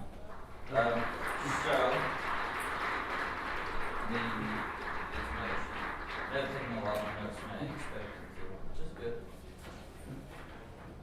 Okay, so the first question I have is, what is your planned future use for the system? Yeah, so we want to be able to, eventually, because we do dual stage, and currently it's only on the booster, so we would like to also in the future, maybe even put down the sustainer, considering that last year it was the sustainer that failed. So being able to understand how both sections operate. And then also just understanding if there's differences between ground testing and in-flight testing. So this is, so rockets are really tricky, right? Yeah. Because you never really predict. So you may use it this year and collect data, and it might not CATO, you might not have any issues, which would be great. But if it CATOs in the future and you don't have the system on the next rocket, you know, Oh yeah. what do you think? Well, if the system isn't on the next rocket, then it wouldn't necessarily help. It would more help that if, for example, we use it this year and it doesn't cater, then we use it next year and it does cater, for example, we would be able to see if there wasn't, in the pressure or thermal, if there was no change, then we know that that wasn't a factor necessarily that caused the cater to begin with. But if we see that there was a drastic change between the two, we can maybe look more further into and see, was it actually the thermal issue? And then we can put a lot more time into making sure that it's not.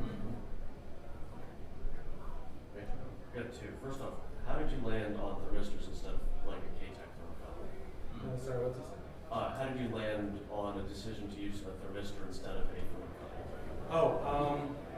Those were the main things I was looking into at the time. I looked a little bit into thermocouplers, but the thermistors, I think they were just personal choice. Okay. So you're going to collect data from this flight pressure. You're going to go and use that for any post-fire modeling or post-flight modeling of how your flight actually went to understand, if you exceed or fall under your target, if it was due to the motor or due to aerodynamics or your stage delay or another factor. Yeah, that's definitely something. After this launch, we're going to do a lot of post-analysis, fully understand how the engine performed, and see if that had any significant influence in how the rocket performed. We have a predicted apogee, I believe, of 10,700 feet. If it doesn't reach that, and we see really weird things happening thermally or pressurally, we might be able to attribute that to a change in altitude. Of course, there are so many other factors, so we can't just, for certain, say it was this, but that's something that we can take into account. Would you ever consider using the live pressure collection, the data collected to understand exactly how the motor performed to better understand your correct stage delay in flight, in situ? That is something I haven't thought about, but that is definitely, now that you mentioned, something that we can definitely look into. And are you going to compare your, do you have any IMUs on board for any other of your other payloads or anything? I was going to say, you can use that data to also correlate back and start looking at things like how efficient your nozzle is and things like that. Yes. My next question is, have you guys looked into the aerodynamic changes caused by having the wiring on the outside, and why didn't you go wireless? Yeah, so that's a great question. We have not looked into how it does change the aerodynamics on the outside. That is definitely something that we knew would change, but not something that we necessarily looked into how drastically it would change. And we didn't go wireless because at the time of the idea of we should go wireless, it was too late into coming to Spaceport, and that is something that we do want to look into next year. Okay. Yeah. One other little hint on that is, have you ever looked into, I see you're not using a cable track. I have. Oh yeah, like if you look down like the side of the shuttle SRBs or any other solid motor, you'll see all that cabling, is run under a housing. That housing has other functions as well. Do you worry about the heat causing issues with the external wiring? No, I do not, because especially in the hot sun and making out lunch. Yeah, I don't think that would have too much of an influence. I know that a Teflon is designed to tolerate high temperatures. Okay. And then the wire should as well. Well, you go. I wonder if the vibration of the rocket during the launch is going to affect the temperature measurement. I saw that there's a drop in your Yes. so I wonder if that's caused by the vibration. But no good contact. So I personally believe that the reason why the sensors fell off initially was because the adhesive of the tape I was using was probably due to the heat of the engine just fell off. But it is possible that it was due to vibration. I personally believe that the heat just took away the adhesive. I think the last question I have is, I have two more actually. Why, three? Okay, what are you doing to calibrate?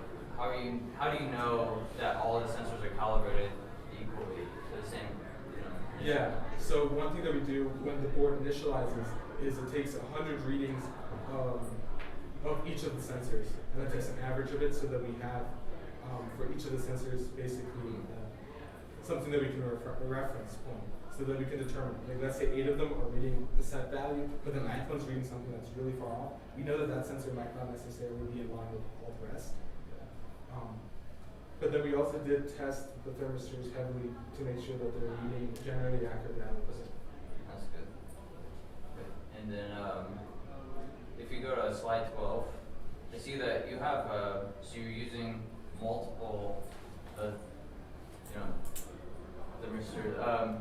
And so at the different nozzle locations, you're reading pretty different values, and then also on the forward closure, you're reading pretty different values. Why would that be?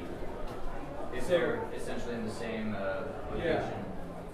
So the forward closure is generally in line. This one it does indeed. It's possible because we manually put tape into the sensors. Our manual position. So motors fired vertically? Yeah. Okay, so there's no vertical horizontal bias due to that. And they all started out line on line, so is there any drift you might be expecting in these sensors? Can I answer that question? They're trying to cut it off. Okay. Sorry. No, good job. Okay. Thank you. Thank you. Dude. Oh, we do have 5 minutes. Oh, we don't? Yeah. No, it's that's right. 20 minutes, 5 minutes for deliberation. Good job, guys. Good job. I'm excited to see what happens. You know, it'll be interesting.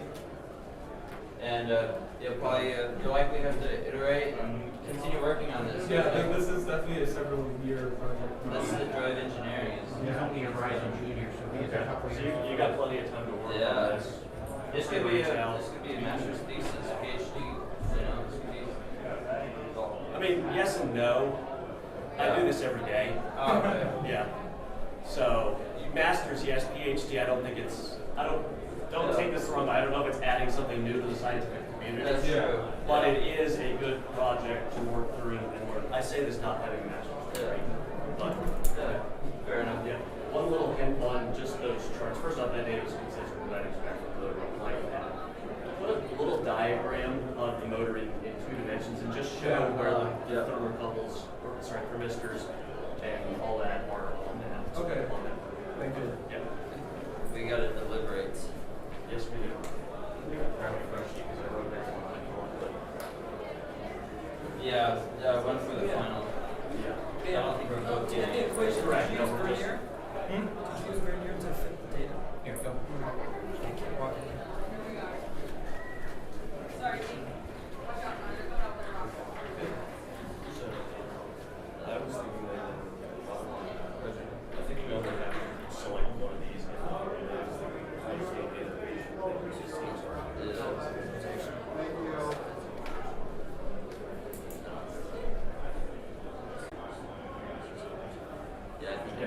I think it is.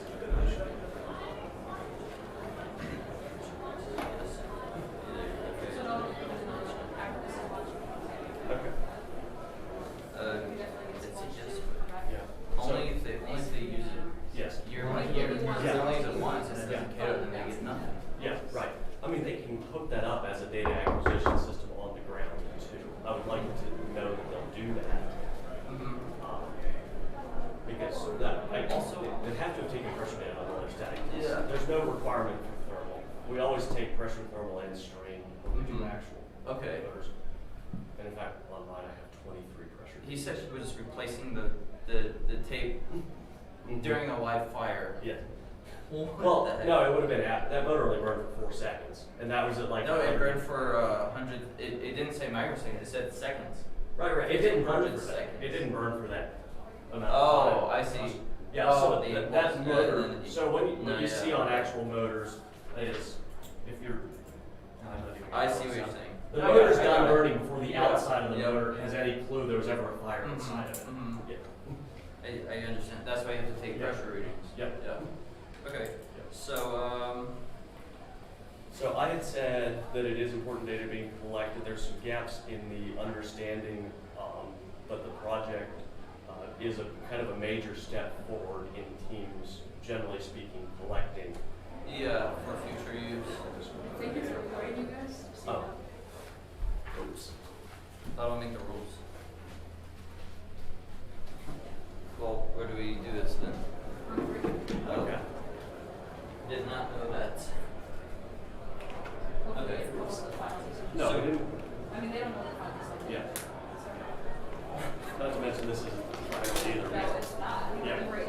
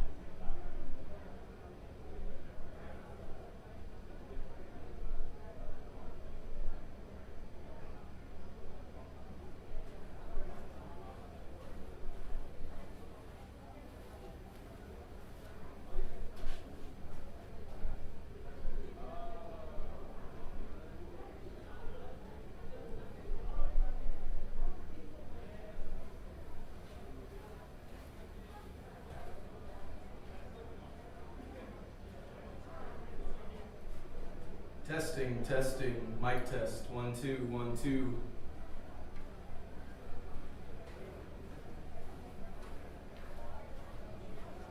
Testing, mic test, 1 2 1 2.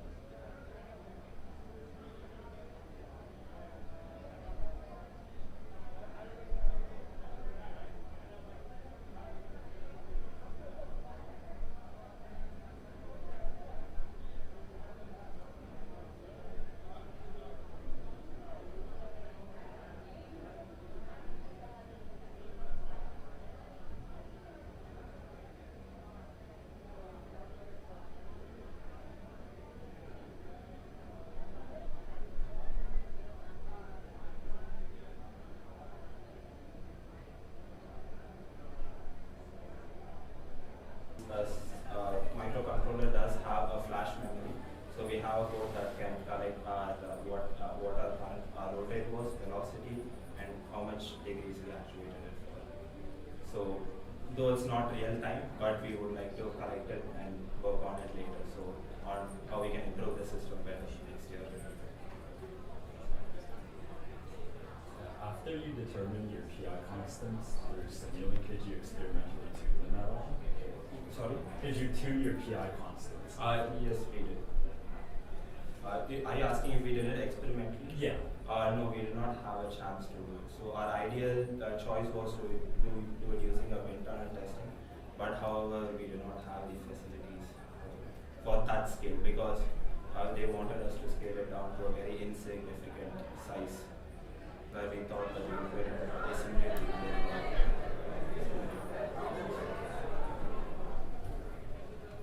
Any other questions? So, go ahead. Yeah. You mentioned that the whole system was less than a kilogram, and one of the reasons you went with Canard was that it was lighter than asymptotic reaction. Do you know like how much lighter? I don't know if you looked into a reaction or that much. Okay, so we did not go through a reaction, but sudden acceleration and acceleration for the rocket, and also to do that we would require a power unit that is also very heavy. So these just require 3 LiPo batteries. So that way reducing. So it's not just one, but it's on 3 different reasons why how your weight reduces. It's your battery, your mass, and also simplicity. Can you mention near the start the reason why you wanted to or took on the project was because it was your previous light was about 150 feet off. You thought it was going to roll. Yeah, it was around 150 feet off. What was your process to determine where that was coming from? Okay. So I would say last year it was our first time, and I was there last time as well. And I would say that one is that we did not constantly update, we did not keep in check of how our rocket was during our simulation. So basically, I think most of us here use the rocket crossing. So we did not make sure that our simulations were right. So we did not have a way that we can test it. That was our only reliable source. And also we did not constantly change. So even the smallest system prototype, a camera can produce a graph. So we did not keep in check of this. All you could do is add a mass component, but it cannot have any aerodynamic effects. So I think that was one reason. And the second one is that we were just an amateur team. Sorry, what was that? We were just a first year team, an amateur team. Okay, cool. Did you have data that showed that you were spinning a lot? Or? Yeah. We had a video footage. So the pictures that I can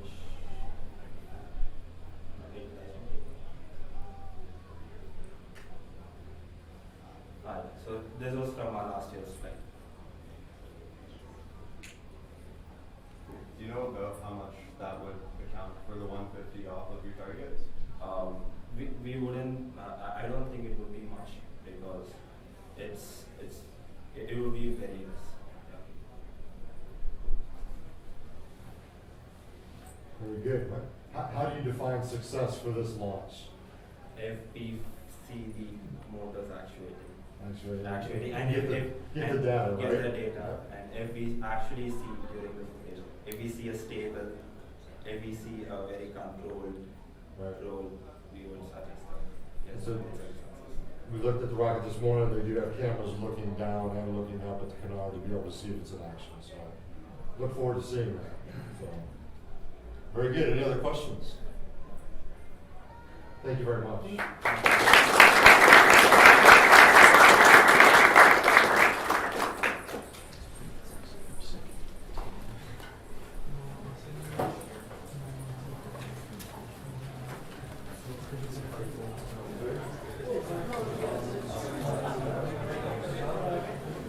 Nothing for next.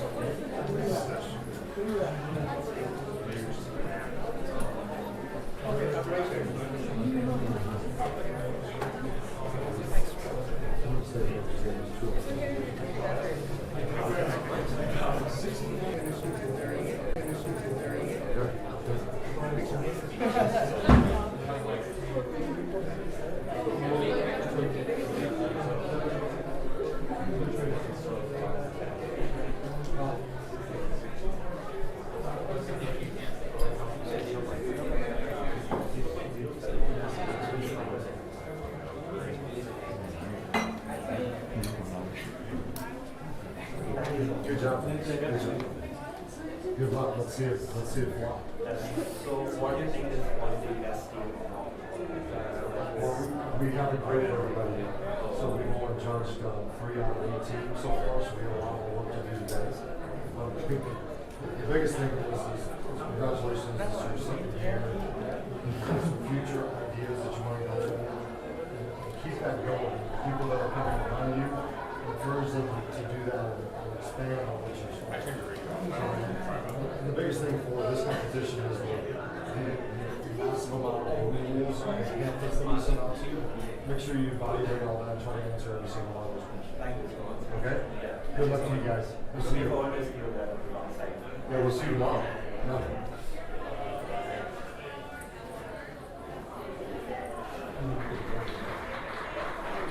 Are you next? Yep.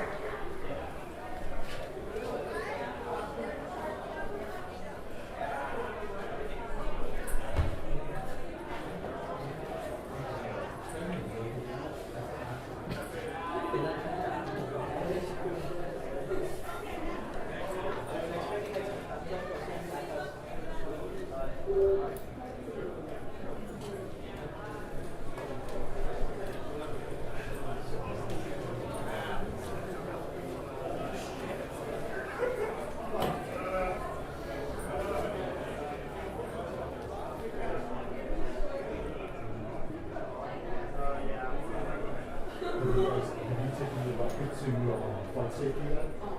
Oh, really? Congratulations. So, myself and Thomas Judge are coming to see you after this afternoon. Just make sure you bring the chips out. We'll come and see you. Okay?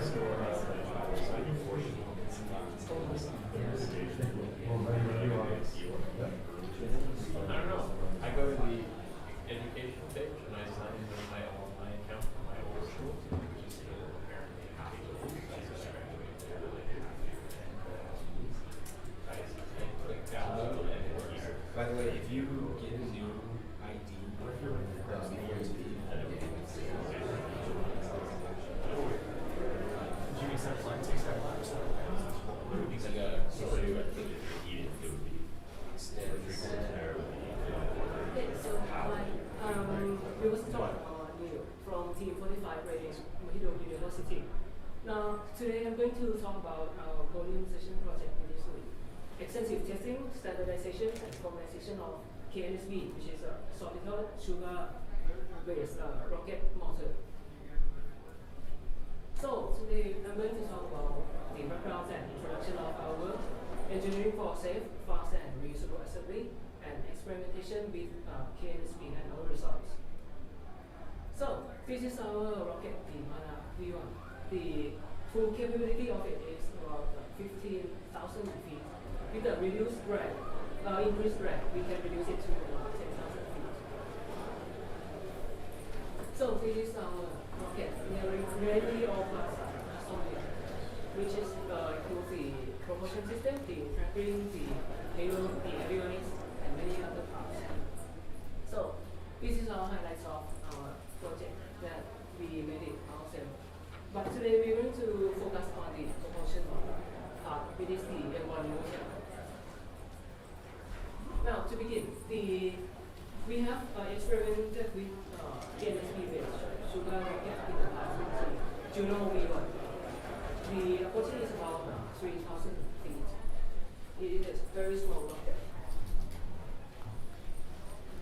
And here we are at the Mana V1. The scale is tremendously larger than the Juno V1. Now, this is the old design of our SRAT motor for the Juno V1, which is the K1 motor. The nozzle extends out the casing part. So this design has very potential problems here. It has a very unsafe mechanical structures, which is the radial screws and exposed nozzle throat is stainless steel out the back. And the material is very unreliable and it doesn't have any insulation inside the motor. So our expectation is to design the safe, fast assembly and reusable SRAT motor. Now, for the M1. M1 is in the M class model, is an O class of our designing process and why there are so much changes from our initial designs. First, we want to talk about the development cycle of our SRAT motor. First, we design the motor and we prove it theoretically until it reaches the good enough design, and we do a static firing test. And if it is good, we continue to a flight test and a readiness review. For the material selections of the motor, we use very standard aerospace materials. With the structure, we use aluminum 6061 T6 aluminum. And for the ablative section, which is the nozzle part, we use linen phenolic. And for the throat, we chose graphite. Now, this is our first iterations of the M1. The propellant grain go inside here. It can contain about 6 grains. And the bulkhead goes here and the nozzle goes over there. Comparing to our latest design, the Rev 1 and the Rev 7, there are many design changes for optimizing the speed of our assembly and the safeness of mechanical parts. The first section is the casing. We use a large, simple threaded design to make the assembly process faster, and it can provide very strong, very much strength here. So we can put the bulkhead and the nozzle on both sides of the casing. For the first bulkhead design, there are separate igniter loading here. The igniter charge case can be installed later on without interrupting the inner propellant grid. So the assembly process is very complex. And also for the nozzle parts, we separate into two parts, the nozzle itself and the retainer ring screw. So there are many nozzle changes along our development process, which comparing to the initial design and the final design, there are very many differences. So we have a major redesign to increase the safety and reduce the complexity of the assembly. And then we improve the throat dimensions to accommodate for the safe operating pressure, which we will talk about it later. This is a recap of the throat resizing. So first of all, the initial throat is about 31 millimeters. It is the propellant, the burn rate of the propellant is much higher than we expected. So the pressure, the operating pressure is too high for the casing. So it is very unsafe. So we increase the throat size of the nozzle to accommodate that increased pressure. And we also did a hot fire test by putting the motor in the oven about 60 degrees, and then we did a static test to emulate the environment of this New Mexico, which our motor, I think it can reach up to 60 degrees in this condition. So we increase the throat size again. Now this is the final design of the M1. There are three major components that can be screwed on: the casing, the nozzle, and the bulkhead. And just 8 detailed components. It is very few, so there's very little complexity here. And here's the nozzle sub-assembly. There are just 5 parts that must be glued in together using iodide epoxy. And this is the bulkhead assembly, just 2 parts: the metallic casing and the linen phenolic adhesive material for the insulation. This is the assembly process, just screwing on both sides. It can be done. And this is a very standard and alternative way of screwing in the casing and the bulkhead and nozzle into the casing. Now the motor mounting scheme. We fixed the motor mount into the aft frame body, which is the forward closure. And we put in another single large thread into it, so that we can assemble the motor using just screw it in from the rear and use the set screw to lock it in. And this is a recap of the rocket assembly. So you just put in the motor from the rear and you turn it clockwise until it just tighten it. So for the load transfer, the load of the thrust will transfer along the airframe from the end of the nozzle up to the airframe without being pushed on the motor mount. So the reliability of and the mechanical property is very, very good. And this is the a part of propellant grade. We put the item RTB silicone onto the end of the liner of the propellant to seal it up, so that when it burns, the hot gas doesn't leak into the liner again. And this is the grounding process. When we assemble, we should ground the motor to the earth or the soil or the sand to make it less to the electrostatic discharge. For the reusability, this is the material fatigue curve of the aluminum 6063, which is for the casing, and 6061 for the metallic part of the nozzle and the bulkhead. So in short, it should be good for 10 plus launches and reusable. So what will we do about the reusable for the next launches? So we just clean all the part with pressurized water, and we swap out the graphite. On the right, this is the graphite condition after starting firing. So we swap out it and change the O-rings, and we're good to go. But for the metallic part, you don't have to change anything unless you see mechanical failure or any cracks in it. So you have to change. Now for the propellant part. So why KNSB? KNSB is the potassium nitrate, 65%, and sorbitol 35%, which is very standard ratio for the sugar rocket. We have some unofficial experiences with manufacturing the potassium nitrate and sucrose base. Its melting temperature is very high, very close to the ignition temperature. So manufacturing it is very unsafe.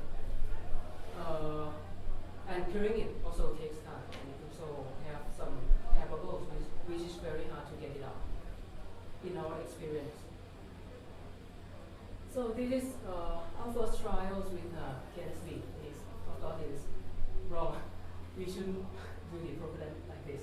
But that's our first trial, so we can know what we would expect. Now the manufacturing. There are many ways to manufacture sugar propellant, but there are some problems or considerations that we must take into, which is the chemical grades of the propellant itself and manufacturing process, which is including blending, melting, casting, and curing it. And we will talk about how to get consistent results between each batches of manufacturing process. Now, getting consistent results. We have tried many ways to manufacture it, and we have come up with a very good and very reliable way to manufacture the KNSB or any other sugar-based propellant. So we have to standardize two things, the hardware and the process, which we will talk about it later on. First, I want to talk about the test and experiments that we did. First is the static firing test. So this is our setup of the static firing test. Right here, it is mounted to the load cell, and then we fire it and test it. Now, this is the post-firing conditions of the bulkhead and the nozzles. It has a black residue from the sugar and the potassium nitrate, which can be easily cleaned off using pressurized water. Here you can see the black residue as well. Now, after we did our static firing test, we found a couple of problems here. The first one is the thrust curve doesn't match the simulation in terms of burn time and pressure or thrust force amplitude. Because when we did a simulation, the KNSB data is from Richard Naka website, and I think the chemical grade is different from ours, so we get different results. This is the burn thrust profile of our static test, comparing from the real result to the expected simulation. The burn time is vastly different, also the maximum thrust. So we did measure it using a ballistic evaluation motor, which is a calibrated SRM test unit to measure the propellant characteristics by measuring the burn time of the propellant itself. And this is our result from the ballistic evaluation motor at 30 degrees Celsius or 86 degrees Fahrenheit. The web thickness, which is the thickness of the propellant grain from the core to the outer edge, is about 24 millimeters. And we did test at 3 pressure ranges. So we plot it on the log graph, and we did an extrapolation onto our operating pressure, which is about 1,000 psi. So the burn rate and burn rate exponential and burn rate coefficients are extrapolated from this data, and then we put it back into the open model software that we use to simulate again. And here's the result when we back calculate it. It is very accurate. The thrust is very similar to the real one that we find. And that's the first problem. The second problem that we found is this weird curve mountain-like. So at first we think the space between grain is very little, so it cannot burn consistently. But it is a classic case of propellant debonding. So the debonding is when the propellant grain detaches itself from the liner, which in this case we use paper tube as our liner. So there are two possible ways to fix this. One is to press the propellant cast cap when we cast the propellant, so that the sugar sugar sticks to the paper consistently. And another way is to add the binder or adhesive to the wall of the liner with here, that in Mexico. And the adhesive that we use is the isocyanate, which is the A component of urethane filler right here. Now for the standardization, the first part we designed propellant cast to make the process easier for us to. There are the casing, the base, the core rod, the grain, and the pressuring cap and the tightening bolt that can be clamped together after we cast it down to the mold. Now, this is the real picture of us doing it. There's a KNSB leaking out. Now, for the process, we did come up with the broad steps and detailed steps that we can follow to ensure the output is factory-like. It is consistent across batches. So we just prepare the paper liner and apply the adhesive, which is the isocyanate in this case. And we just do the standard way of measuring, blending, and lubricating, and melt it, and pour it in the casting mold. And another step that we add is to use a rubber hammer to thumb the size of the casting mold to release the air, remove the air bubbles from the propellant grade. And we leave it to dry to at room temperature for about 12 to 24 hours. And for the post-processing part, after it dried, we just remove the grain from the mold, and we trim the excessive edges, and we confirm the final weight of the propellant. And we clean the grain with the isopropyl alcohol to remove any residue. And we dehumidify it for about a day. And just another thing that we add is to apply the black powder to the faces on the top and the bottom of the propellant grain to increase the burning efficiency of it, so that it starts better. Without it, it starts very slowly. So we add it and store it in the dry environment that the propellant is ready. Now back to the test part. We also did a hydrostatic pressure test for our casing and our closure, the back and the front, that to ensure that it can operate at the maximum expected operating pressure to ensure any safety.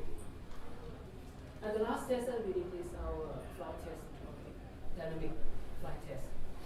So 3 or 4 performed exactly like the simulation with the open motor and the open rocket software. The trajectory is very accurate, so that also the propellant is like we expected. But for the last test, we found that the propellant cracks and debond from the paper liner. And that is before when we apply the isocyanate, which we will try in this competition. And that's it. That's all of it. And thank you for being here. Thank you.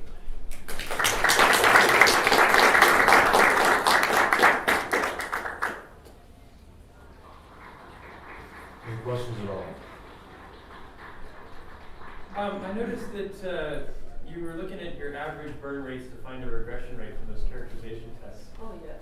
I was curious if the thrust curves or perhaps the pressure curves for those characterization tests were, a pretty flat nominal that you were seeing, and how, did you see, were these pressure traces rapidly dropping, or was it a pretty good average?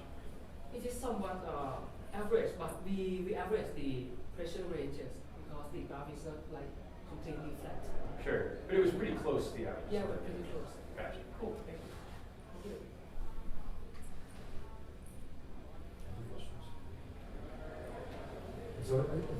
So I think you mentioned earlier today, though, too, during the presentation. What's the type of motor that it is? It's going to be an O. How many Newton seconds is it going to be? The total impulse is about 20,000 Newton seconds in the O class. Because at first we decided to perform as the M class, but the weight of the vehicle is very high. and we set the efficiency value in the motor simulation program very low. So, but the real one has very high efficiency, so it performs much more than we expected. What's your expected altitude? About 10,000 feet. 10,000? It goes to 15,000. We have to add drag to our rocket. For those characterization tests, what kind of igniter did you use? We use a normal black powder to pressurize the chamber before. Yeah. heating.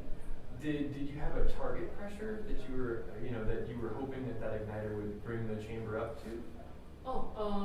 It is the igniter will bring the initial pressure up to the critical pressure, which is very similar to the peak pressure of the. Gotcha. Great. Thank you. Yeah, thank you.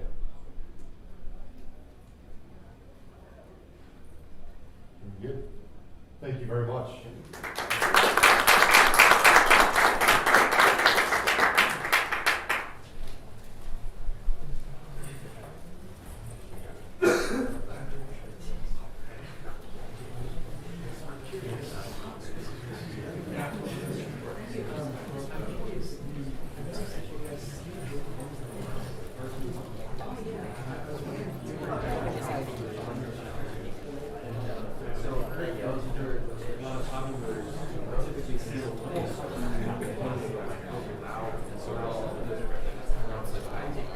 Prevent that liner from being a pressure vessel. I was just curious if you ever, had an sort of liner failure to do this. Yeah. But I think that allowing the hot gas to go through the line. I was just curious if you had any, and you are using the yeah. That hydraulic tube that goes into the metal base, is it super tight? The program is very tight. Very tight, And yeah. we apply the glue. Oh, no. Okay, cool. When I say liner, I mean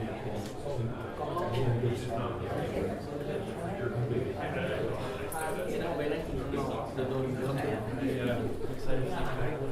Thanks so much. Nice work, guys.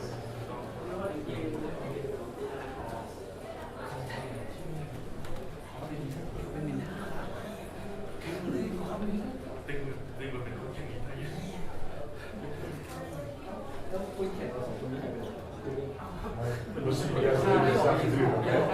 Be a little bit. Thank you very much for the presentation.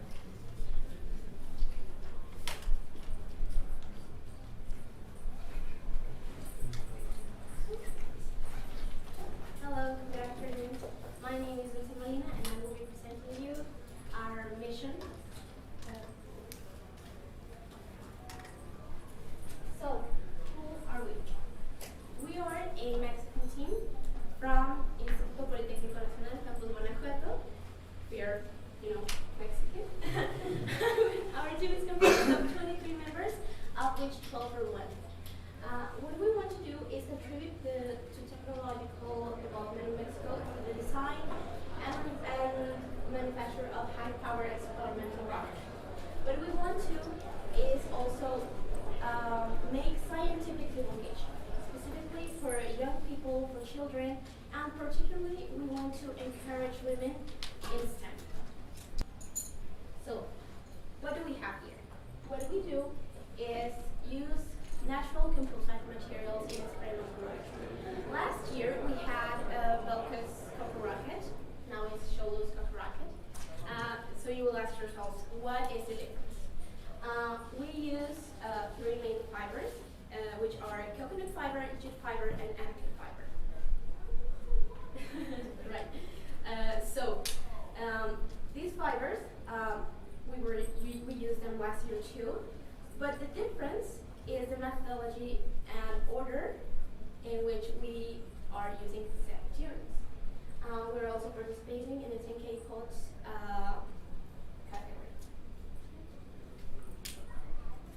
So, what are we going to explain here? We're going to explain why we're using these materials and the tests we're making and the configuration for each part, because those are the main thing that makes this mission different than last year.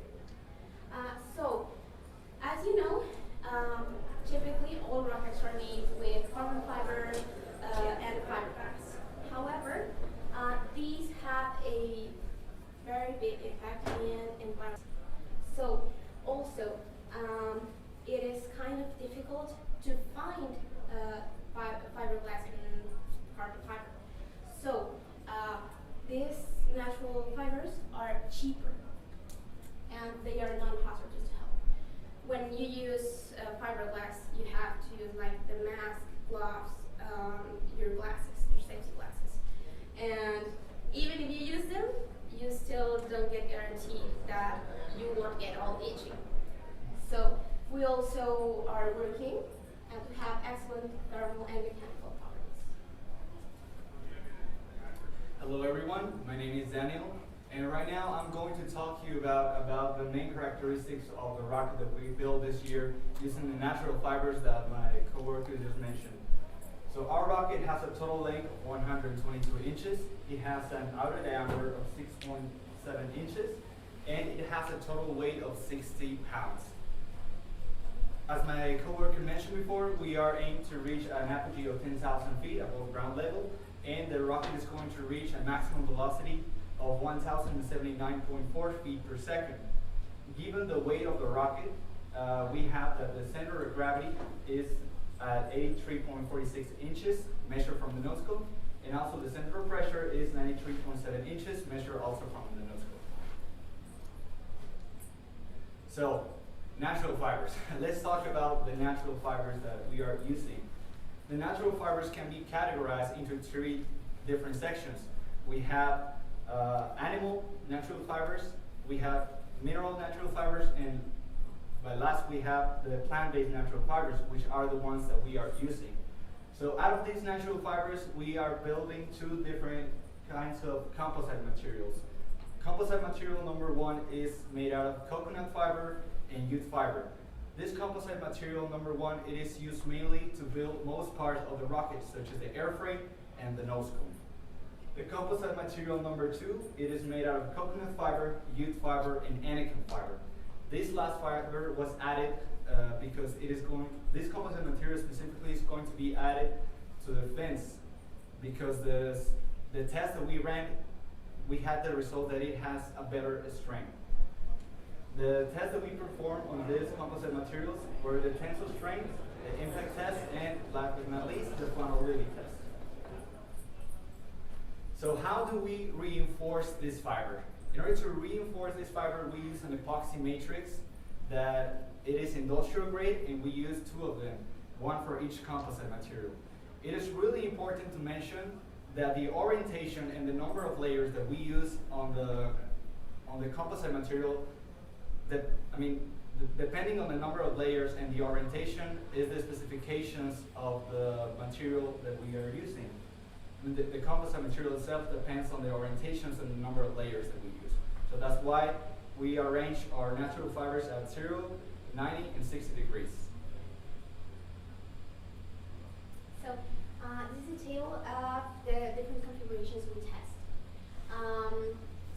It's cocoa, jute, and anakin.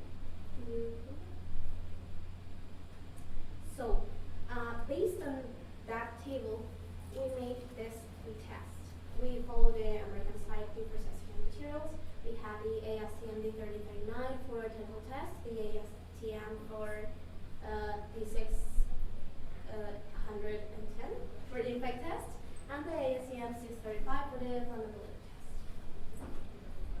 Now, let's talk about the results that we obtain in our composite materials, because at the end of the day, that's what we really care about.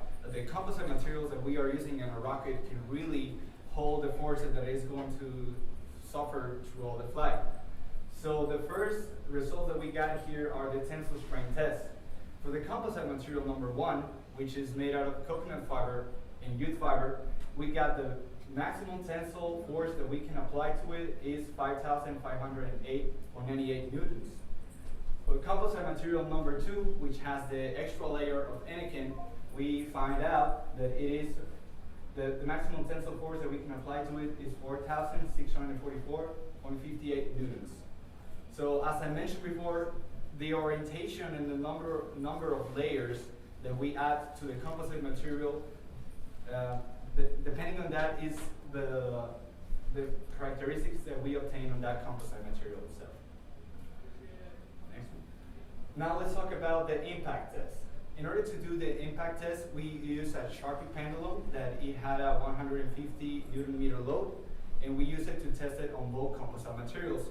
For the composite material number 1, we found that the impact energy was 23.025 Newton meter, and for composite material number 2, it was 30.34 Newton meter.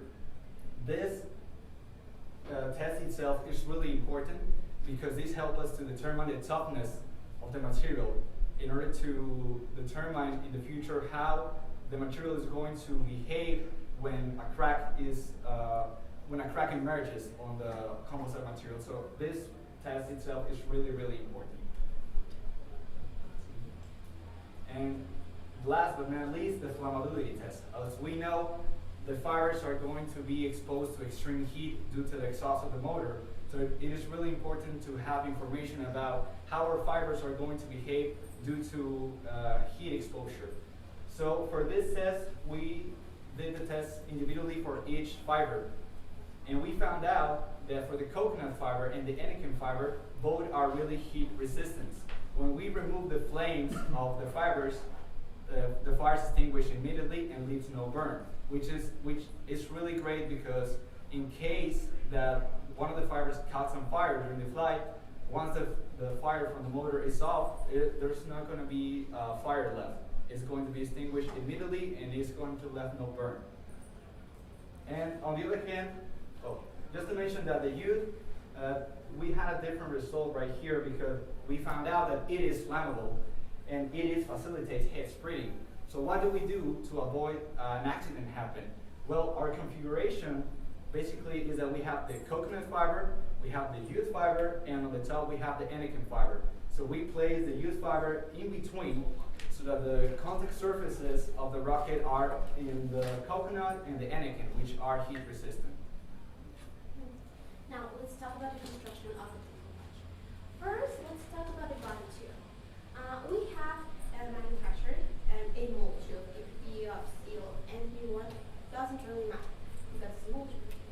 So we grab it with filled plastic and we ensure that the thickness of the layer does not modify the one that we want. Now, we place each fiber. For example, first we have the coconut fiber, and then we do a layering. It's fiber and then epoxy matrix, and then fiber, epoxy matrix. So what I mentioned earlier about how we do the construction of the fuselage, which makes it different from the previous mission, is that, picture this. We have the mold tube. In Belka's rocket, what we did was that we grabbed the coconut fiber and it kind of hugged the water, the tube. Yeah, it hugged it in such a way that the ends of the fabric would meet at the middle of the model tube. But now what we did, based on all the tests that my teammate just explained, was that we cut a long piece of fabric and we grabbed it around the model tube so it's like a spiral. So it has this angle and it makes the body tube more resistant than we did last year. Now for the fins, we have fibers, coconut, jute, and emica. It's the three of all our natural fibers. We also use the fiberglass, but that is also the end. So what we had was a silicone mold, and then we cut each of the fibers, and we placed it in the mold, and then we did the mixture of our epoxy matrix. We left it to dry, and we cut the excess. And after that, we did our reinforcement with a tip-to-tip method using fiberglass. Finally, for the nose cone. The nose cone actually was made with two parts, with two replicas. So what we used was a mold. What we did was that we made the composite fiber. We could use a fill plastic so that it gets sticky, because then how do we get it out, right? So we put the plastic fill, then the fibers, and epoxy matrix, then that is left to dry. As I mentioned you, this is repeated twice, just so that we have 2 layers of jute fiber and 1 layer of coconut fiber.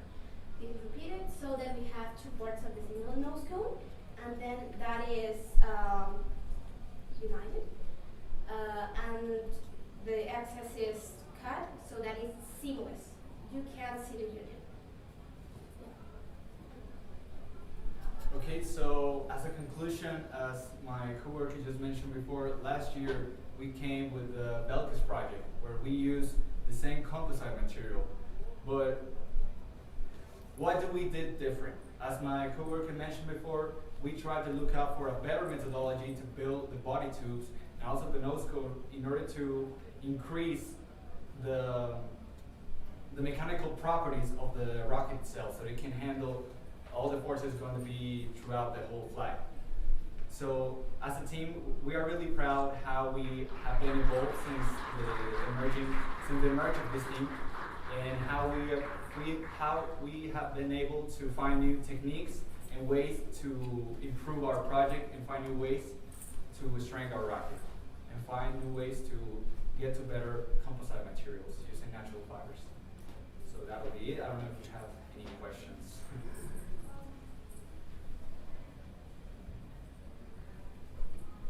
Okay. So you did you're saying you wrapped like the body tube. Why did you decide not to do wrapping for the nose cone as well? Oh, so. Well, basically it was because of the mold. We 3D printed half of the nose cone so that we can make a mold out of that. And when you place when you're trying to make the nose cone with only one half, it is difficult to kind of like wrap it. You need just to place one piece on the mold. So when you take one piece out and you take the other one, you kind of need to put it together. But as my coworker mentioned before, when we place both ends together, we also add an additional layer of fiberglass to kind of like join both pieces together in order to make them stay still. So it doesn't look like it is 2 pieces. It looks like it is one, but in the interior there are 2 pieces. But we use the fiberglass to join them. Okay. So fiberglass is on the nose, and then also you do tip to tip on the. Just on the nose cone and the fins. And I'm not familiar with the products. Is it readily available to get like coconut fiber in a sheet, or jute in a sheet? Yeah, actually there are stores in Mexico where you can go and buy them, but you don't need it is really easy to get those. So it's like, is the Henneken, is it like a burlap or something similar to that? Come again, sorry. So the Henneken, that comes in a sheet as well? Yeah, it comes in the sheet as well, Okay. yes. Thank you. Okay. Is there any other question? Okay, go ahead. Have you done any test flights with this new style? The regulation does not allow us to make, we cannot fly a rocket in Mexico because literally it's illegal. But we are hoping that this rocket performs better based on the test that we ran with the specimens. Yeah, we're pretty hopeful. We think that it will have a nice flight.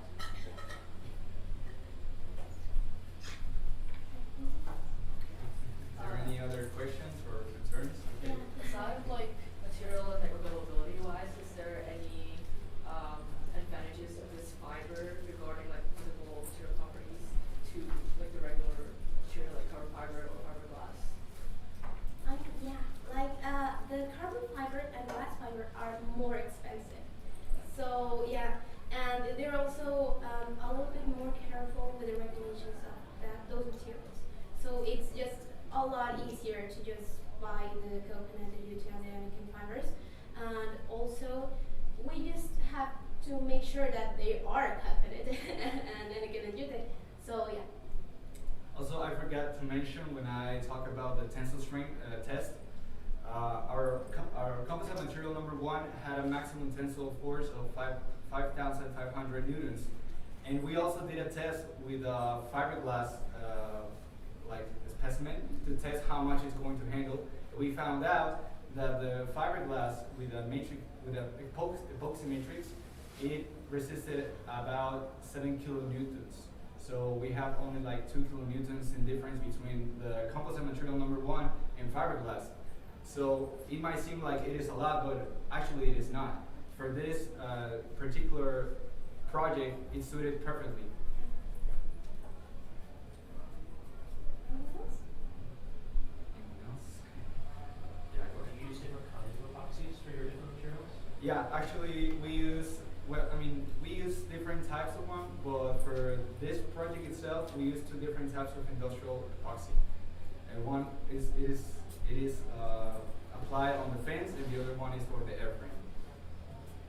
But we also tested different types of resins before the final one. Can you share what system you used? Was it West or U.S. Composites? What kind of resin did you use? Most of them was Mexican resin. Okay. And it makes sense, right? Yeah. Yeah, go ahead.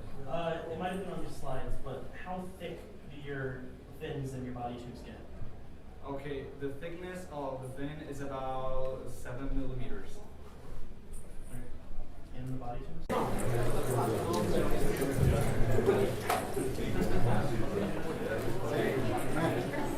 Very good. Perfect. No, that's great. Thank you very much.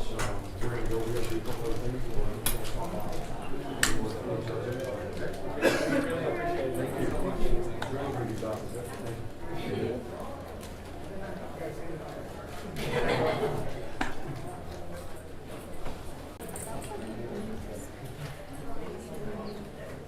Thank you. Thank you. Thank you. Good job. We'll see you guys in a little bit, okay? I'm sorry.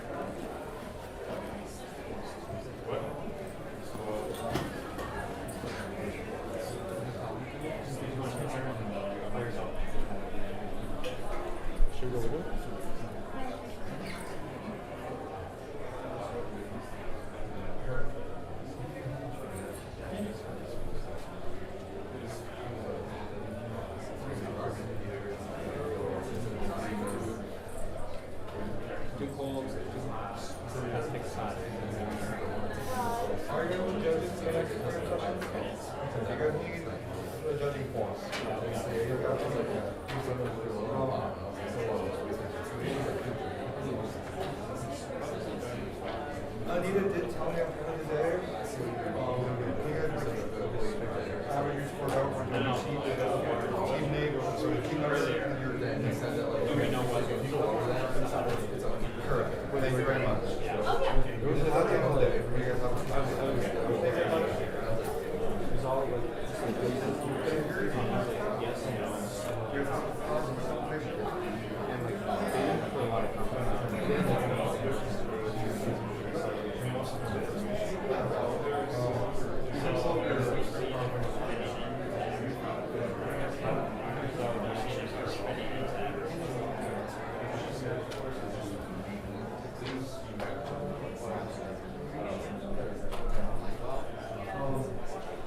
we will start with us. We have 1:30. You get 25 minutes for that. 20 minutes. Someone will walk in, breathe, wash, feet in the air, let you know happens. 1:55 was open the doors and then completely he will let you know when the doors closed. We'll start.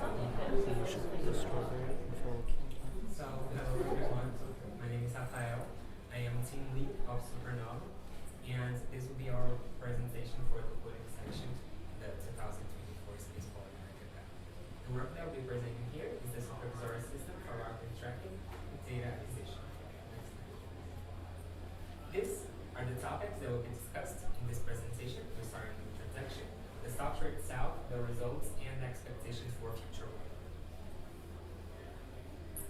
Starting with the introduction. This is a little bit of Supernova. We are a team from the Federal University of Juiz de Fora, which is a city in the state of Minas Gerais in Brazil. And we were founded in 2015, and this is our first time here in Spaceport America Cup, and we'll be flying our rocket that was designed for the 10K feet asteroid category. It's a solid motor rocket. Currently, we have 56 members, and we are a rocket and a satellite team, which is information that will be important later on in this presentation. So here a bit of context and the timeline of past supernova launches, and information regarding their telemetry. The first rocket that I brought here the information is the Phoenix, which was a rocket that was launched on the Small Rockets Festival in Curitiba, which is also in the city of Brazil. And at that time, we did not have telemetry, and after the launch, it was very difficult to find the rocket. The next rocket that I have information here is STEM, which was released on Latin American Space Challenge, also in 2019. And by that time, we already had telemetry, but we received the data in a .txt document, and we did not have real-time sensitivity of the rocket's variables and its behavior during flight. So based on that, and based on other problems that we had during the launches, files don't get saved in the proper way, data getting lost, we had a challenge at Supernova, which was to develop a supervisory structure for tracking and for data acquiring of the rockets in real time. And the challenge was successfully completed when we developed our structure, which is our supervisory. Here I have a screenshot of the supervisory, and this is the view that the user that is using the supervisory is seeing where the rocket is being launched. Here I have some information regarding the data of the rocket and some important parameters, such as altitude, latitude, longitude, and other parameters. This section over here and all of the supervisory can be changing depending on what the user wants to see. The back end of the software and the front end can be changed based on what the user wants to see. Here I have some information regarding the parachute's deployment. Those buttons here are lights that are on when the parachutes are successfully deployed. Here I have some information about the remove before flight status. Here I have information about the database, and I can select if I want this on or off, and if it's on, the data is being saved. Here I can control if the connection between the supervisory and the electronic is on or not, and here I can also select the type of the rocket and the apogee and other parameters of the flight. Here I have a bar with information about the attitude of the rocket And once the rocket is being launched and it's getting high, this bar goes higher as well. Here I have some information. It's a map. With information about the location of the launch pad and also the location of the rocket after the flight, so I can have a visual demonstration about how long the rocket went from the launch pad. And here I have some graphs as well about the gyroscope, accelerometer, and altitude path during the launch. So now talking about the software itself, one thing important to know is about the communication scheme is that we need a physical implementation. We need a ground station, and this ground station acts as a bridge between the altimeter inside of the rocket and the software, the computer and the software. The communication between the rocket and the ground station is via LoRa, and the communication of the ground station and the computer and supervisor is either over USB or Wi-Fi. Talking now about the front end. The front end was developed using Kiwi. Kiwi is an open source multi-platform Python framework that is used for graphical user applications. And we can use Kiwi for desktop or mobile. As I shown to you guys, with Kiwi we can use graphs, bars, and maps. And these are all the parameters that are being shown to the user when the rocket is being launched. Now about the back end. The software was completely developed using Python, and Python is an open source programming language. I think everyone here knows about Python. And the back end is responsible for managing all the data receiving, communication with the hardware, updating the information that are being received, and also saving all this data in a database. Talking now about the database.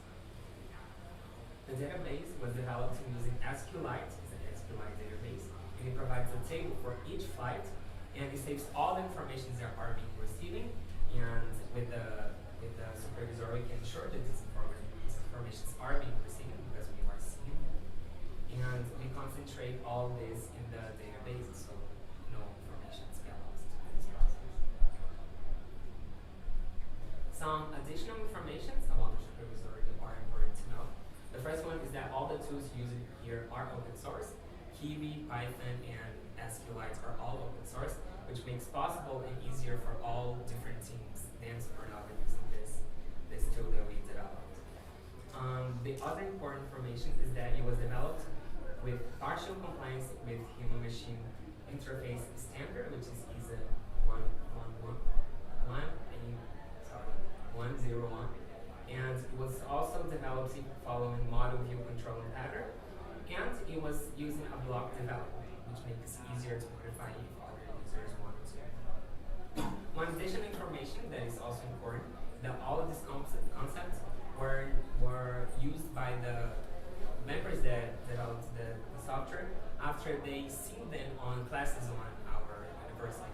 So this is a real application of the content that we see on classes, and also based on the experiences that they had on internships. So this ties all together. Classes, extra classes, and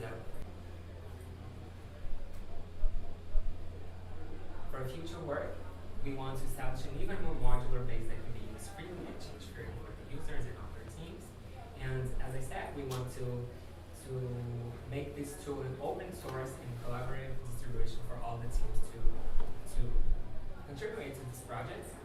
And we have plans of developing the software in the ground station hardware, so we don't make some of the things that we now. This is a QR code of the GitHub of our software, so you guys can scan this and it's ready to use. So I hope everybody likes this. I will also want to take this time to thank the members that were the ones who made the software. I would want to say a thank you for Thiago Sabir. He was not here now with us because he could not flew all the way from Brazil to here to participate in Spaceport America. But this is a thank you for him, and also Juliana Macchio, which also takes place in the balance of this today would be we would also have an Instagram post about this software. So if there's more information, you can definitely check it out on our Instagram account. And that's all. Thank you guys for your attention. And now I am able to answer the questions that you guys may have.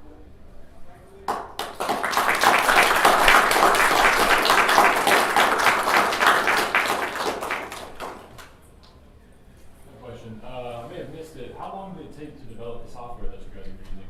It was about 3 years. 3 For years. the point that we have now, it was 3 years. At any point was that software able to be used, or is this the first time that you'll be using the software? We already used it, Okay. but it would be the first time an official launch scenario. Okay, very good. What's the transmitter you're using with this software? Sorry. What's the, like, you've got the software that displays it. What's your transmitter and receiver setup look like? Sorry if I missed this. That communications team is over here, and we receive the information in ground stations via LoRa. Yeah. So have you made a custom data logger and transmitter, or are you using a commercial transmitter? Or? We are a S-Rod team, so we made everything.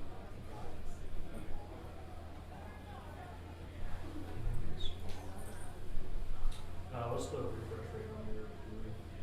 Sorry? What's the refresh rate on your interface?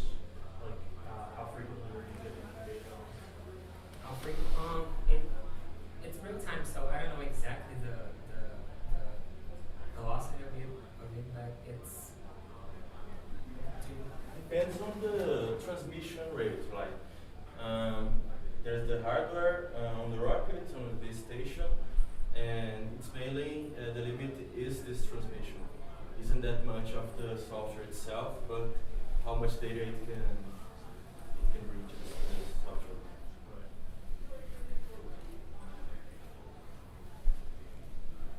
What was the biggest challenge you guys faced while developing the software? It took us 3 years for development, and the first time we tested was November last year. So I think that was the biggest challenge. We were doing something that we were not able to test in real time as we wanted, because it depends on the whole rocket and the whole project. So I think it was it. Yeah, it's pretty much a matter of how is the ground station going to be communication with the software, and how is the data formatted, and things like that. You are currently. Go ahead. So you mentioned that your team works with satellites as well. Yes. Is there plans for expanding this to touch on the satellites as well? I forgot to mention that during the presentation, sorry.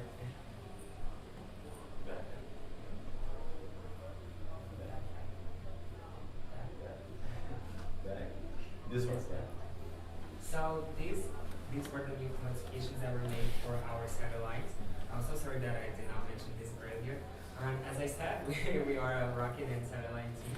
So these were the, if you guys see here we have some boxes for the COT and O3 data. Our satellite, the satellite monitors the atmospheric level of those gases. So this we made the modifications in order to receive and show this. So everything can be modified depending on the mission of the rocket or even the satellite. Yeah, when you connect the software to the base station, we have a list, so you can choose the rocket apogee or the mission and things like that. And the idea is to program these different modes, so the software is adaptable to any scenario, satellite or rocket. Doesn't matter if it's a low apogee, high apogee. For example, there's this altitude bar you see right here. So if you configure for a 10K apogee to show 10K plus some margin right there, if it's a lower and you show a lower, that's one of the goals of this project. I think it would be hard to see, but here we have some question marks on the scale, and once you connect to the substrate, Yes. make sure everything is okay, that would be scaled by the choice of beam. Have you got any way of telling me how often packets are coming in, or how long since your last packet was received? Not currently, but that's a good idea too.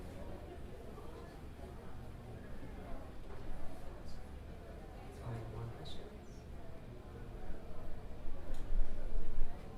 No, thank you. Thank you very much, guys.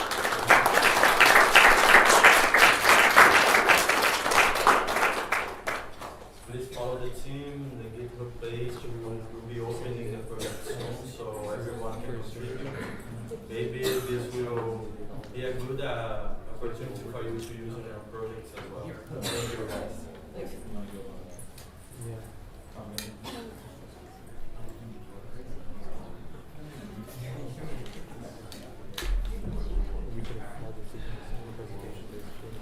all.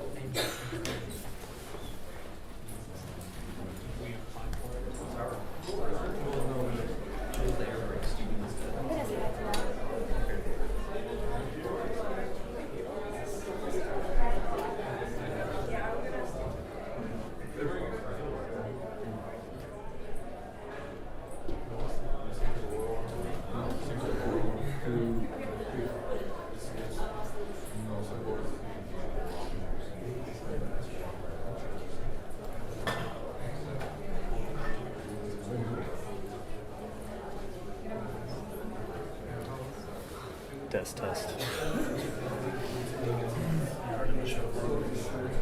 I'm gonna get up there in a little bit. I'm gonna introduce him.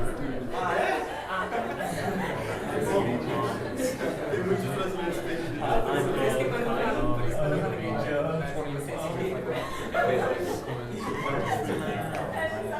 saw your steak roll. Oh, what? Your steak roll. I'm assuming that was her. Was she talking to you? Yeah. Yeah, she just walked in the hall. No, she's coming around. You and Elijah were there for 2 years? Well, I invited her Tell me how she feels here. I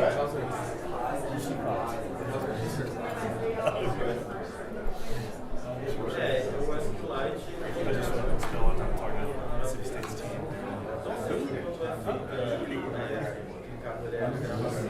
Oh, it's that good. Are you judging this? Are you judging this? Is this what they have break until 2?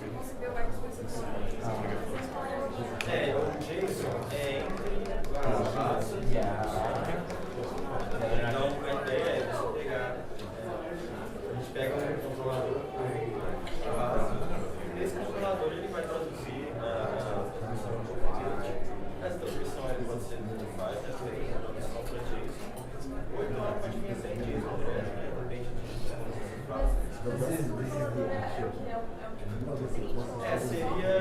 seria a parte rápida, seria a estação base, sem controlador.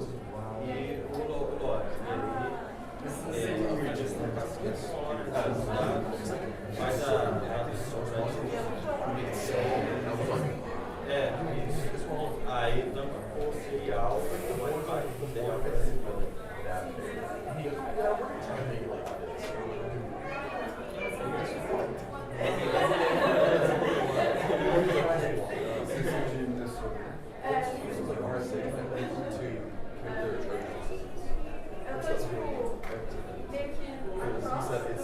It's better than triple plug in from artists.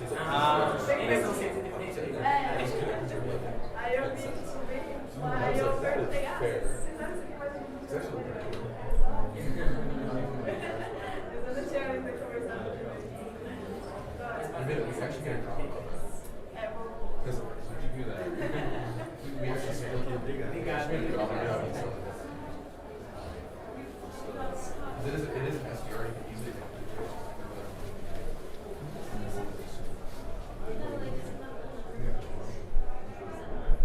we're sell the rain bags to the buy every year. That's a buy from the eater and I every year. It's a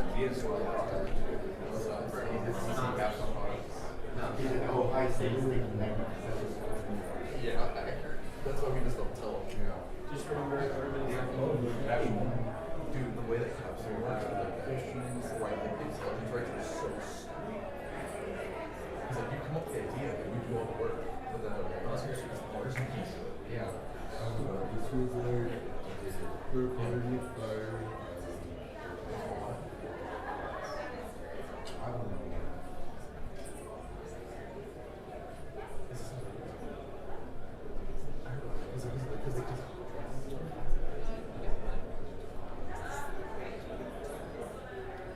I heard about that.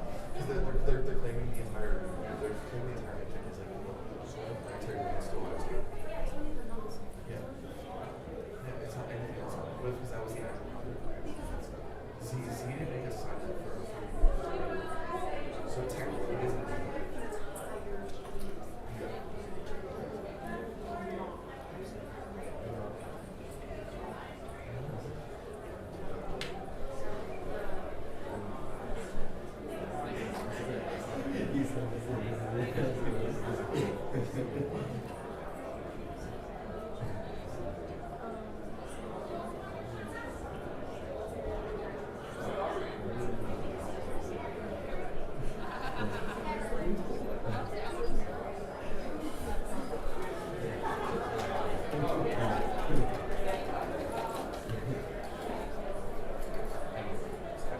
That was like the tubes that, because like what was it cool to what a rocket was through the bell housing?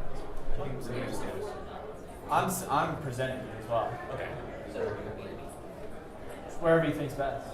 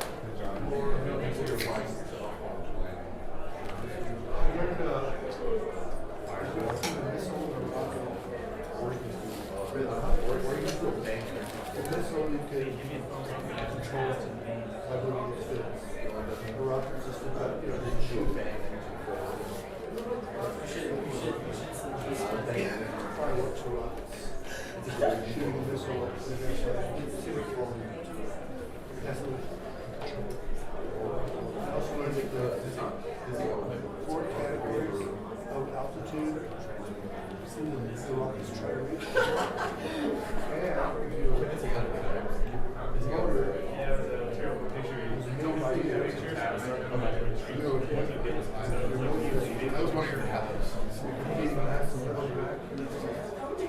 And the goal.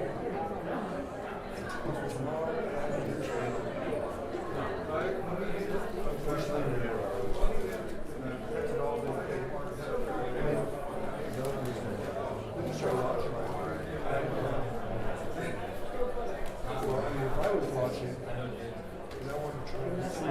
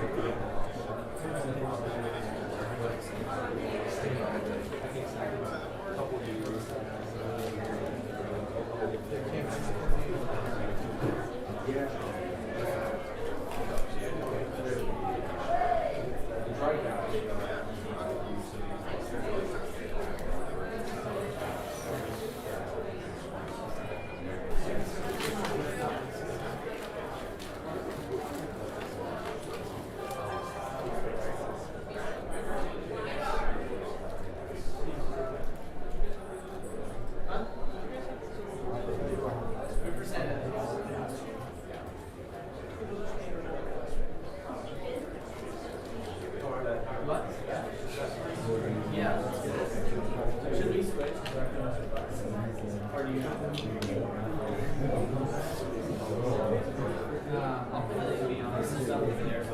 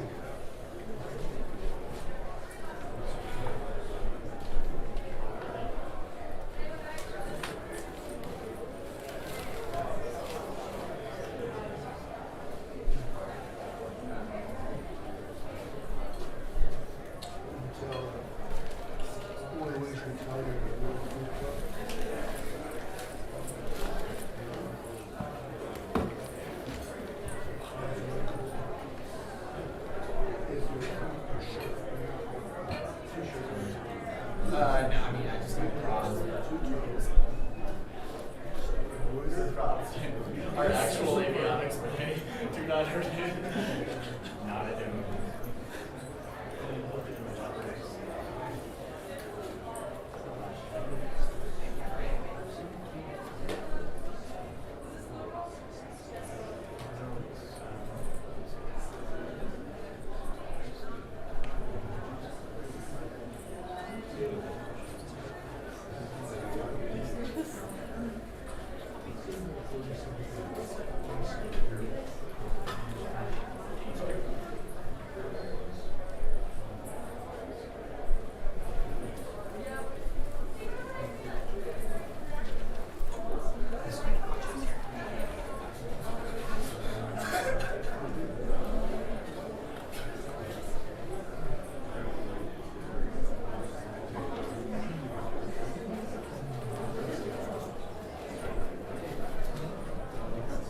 Are you saving the seat? No. Oh.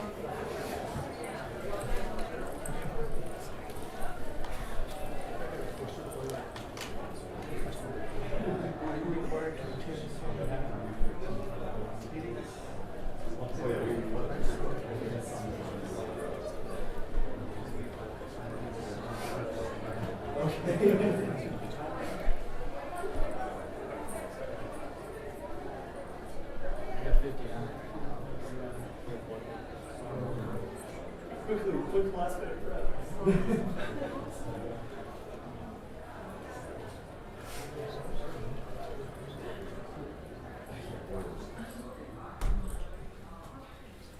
All right, well, is everybody doing all right? Ready to launch a rocket? All right, so I'm the chief engineer and team lead of the Liberty University rocketry team. We're Team 55. And then this is Nate Miller, our avionics and payload team lead. So he's kind of our electronics guy. So this is our second year competing, and last year we faced an interesting problem that I think a lot of teams have faced. And that is our camera overheated on launch because we didn't predict that the desert would be hot, or I guess we forgot to account for it. Because, yeah, anyway. So camera overheated, and we didn't get any footage from our actual competition launch last year.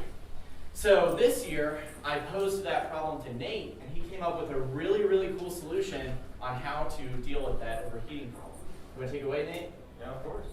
Okay, so jumping right into things, let's get into our motive. So just like Kai said, last year our camera system overheated. Because of this, we couldn't get any footage from the launch. Could you tell me what category are you competing in? Oh, we're competing in 10K costs this year. Like I said, because of this, we couldn't recover any footage from the launch.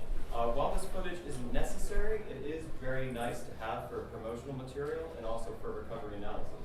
So to fix this problem, we need to find some way to actively keep the rocket cool or to reduce the temperature that the GoPro was emitting, especially in New Mexico, where the heat is incredibly intense, as all of you are aware.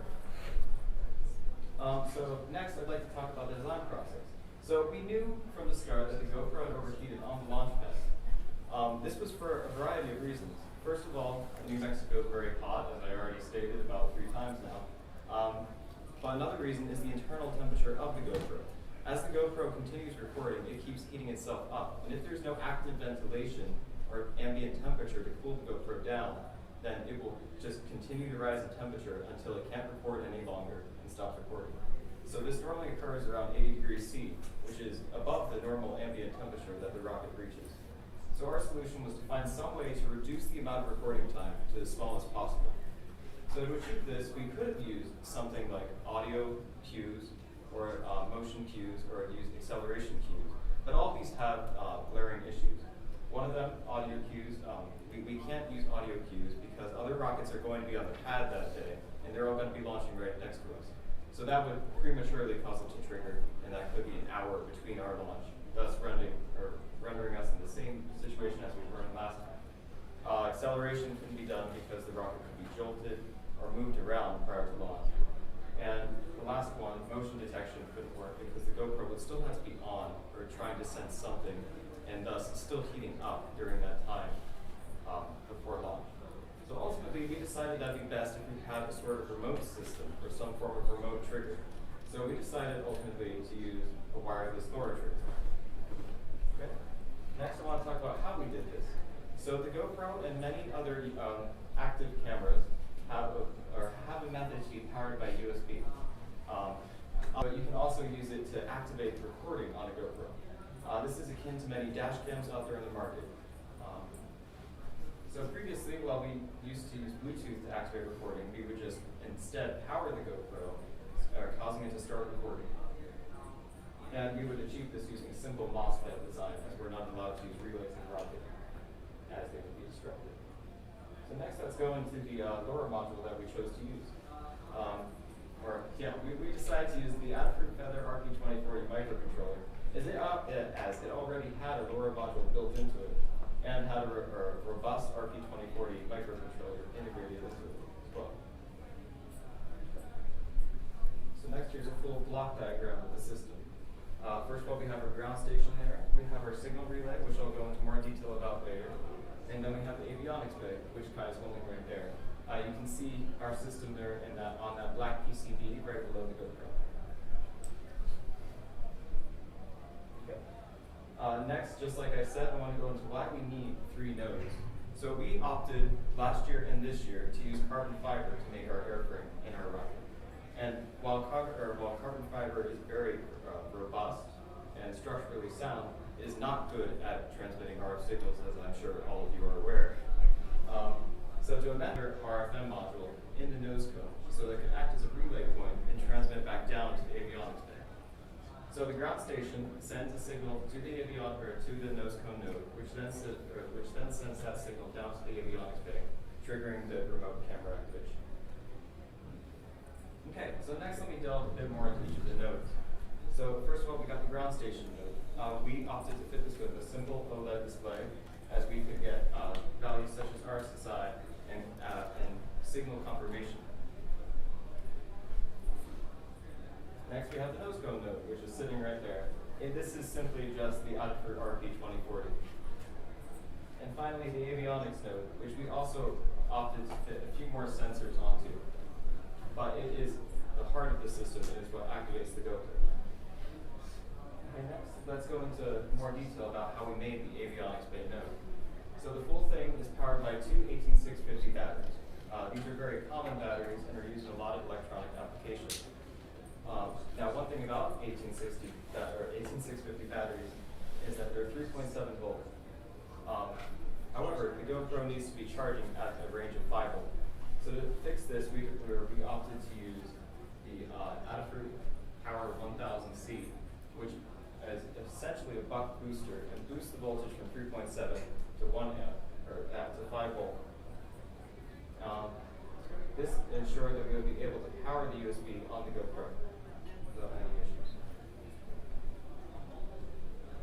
Okay, moving forward, we decided ultimately that we should buy each module separately, test them on a breadboard independently, and then construct a PCB to mount them for clean wiring and to ensure that nothing jingled loose during flight, so everything looked clean and maintained proper connectivity while we flew.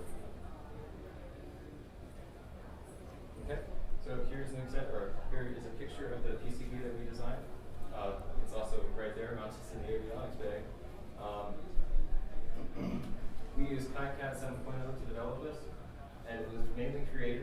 already said, for clean wiring and mounting. In addition to all the sensors, or all the MOSFET and power boost, we also opted to integrate a BME280 and an MPU6050 accelerometer, and also an SD card module. These are all very common sensors and are used in a lot of IoT projects. Okay.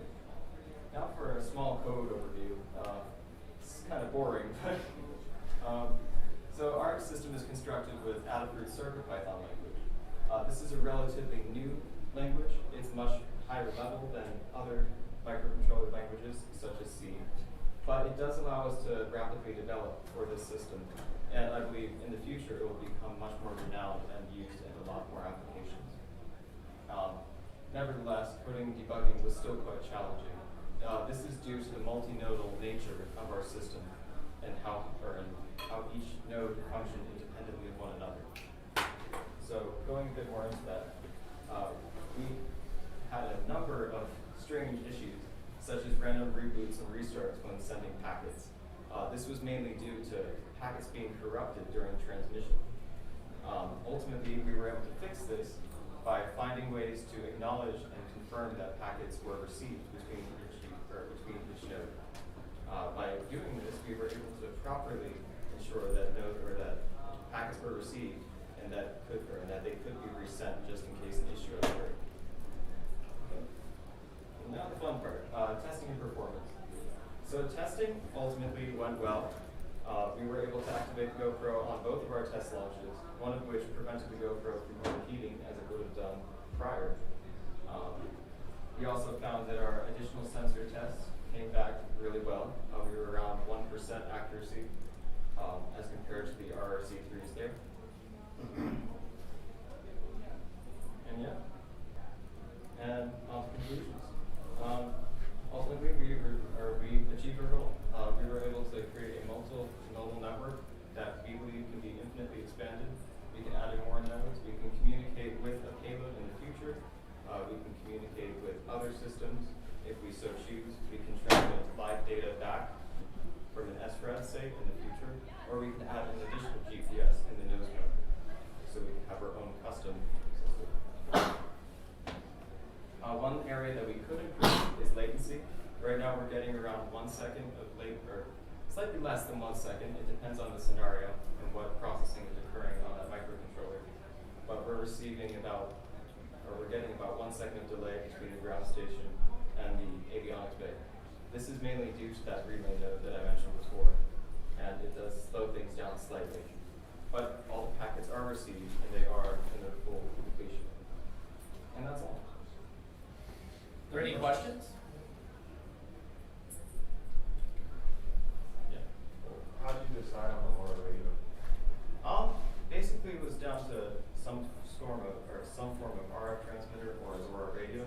We decided the LoRa radio would be best because the GPS system uses it, and we used the featherweight for our last launch, and we had no issues with that.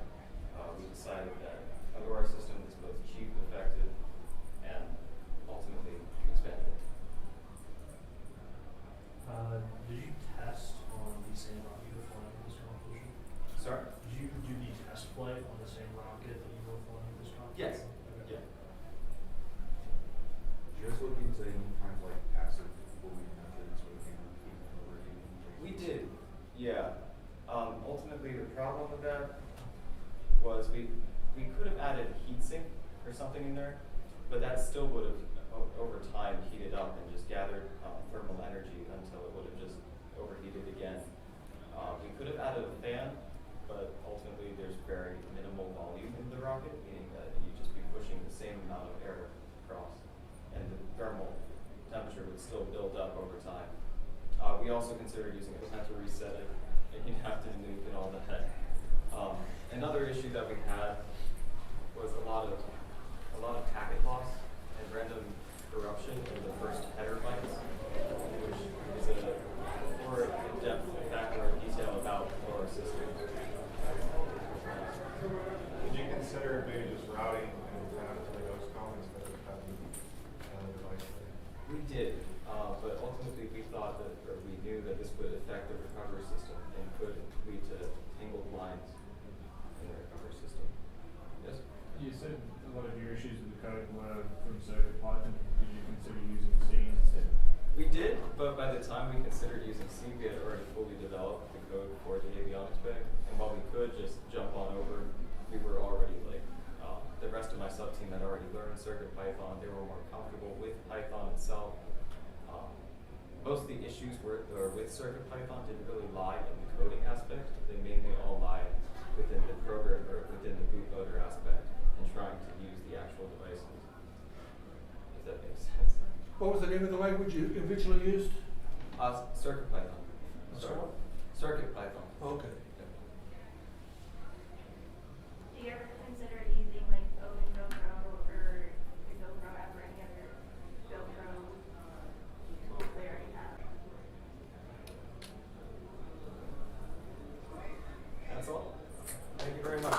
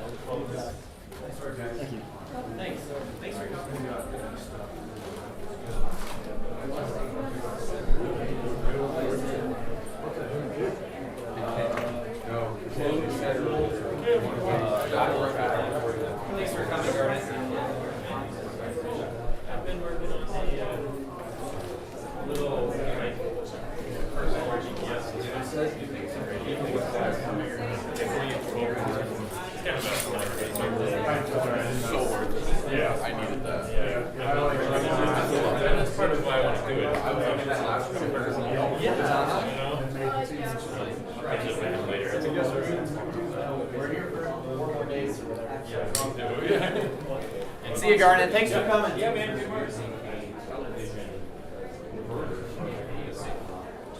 I think I'm going to stick around for State's presentation. Yeah, I want to. Okay. Yeah, she didn't mention it, but they have a target that's not it's RF transparent and has carbon fiber. Really? So they're going to talk about it. What's your mistake? Appreciate the yeah, I wasn't sure. I think that's going to package. You didn't see it. You know how you think people ask a bunch. Yeah. And we're packed out. Packed and a bunch of intelligent questions.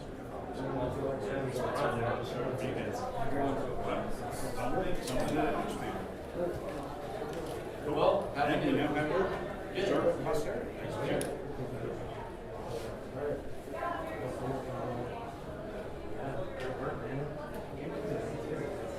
Great job. I'm glad people have so many questions. Did you consider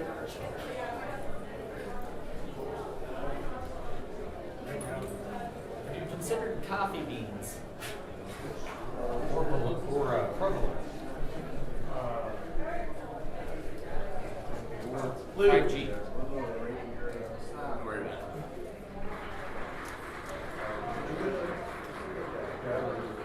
Are you judging that? Yeah. Minimal ends? Really? Yeah.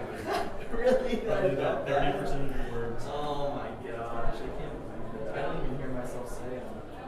Yeah. I'm like practice this. Yeah, it's a practice thing. It could be a confidence thing. It could be a self-confidence thing.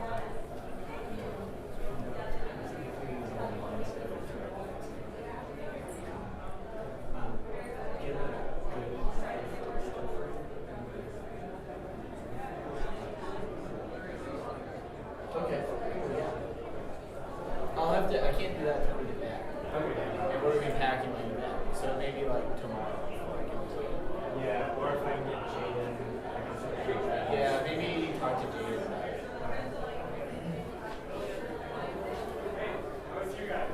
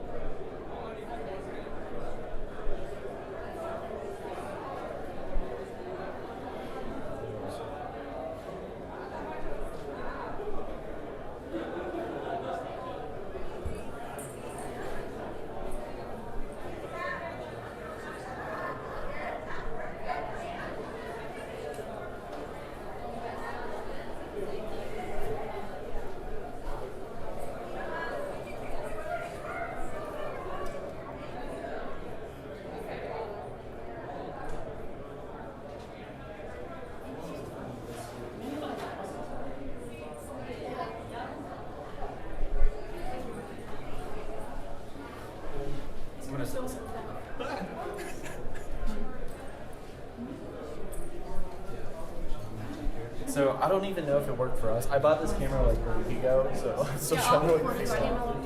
How does your presentation go? Do they have it pretty well? Like the presentation, how they already have, or do we do our You can bring your own computer. Alright, great, Sheila. Do you want to look at the frame?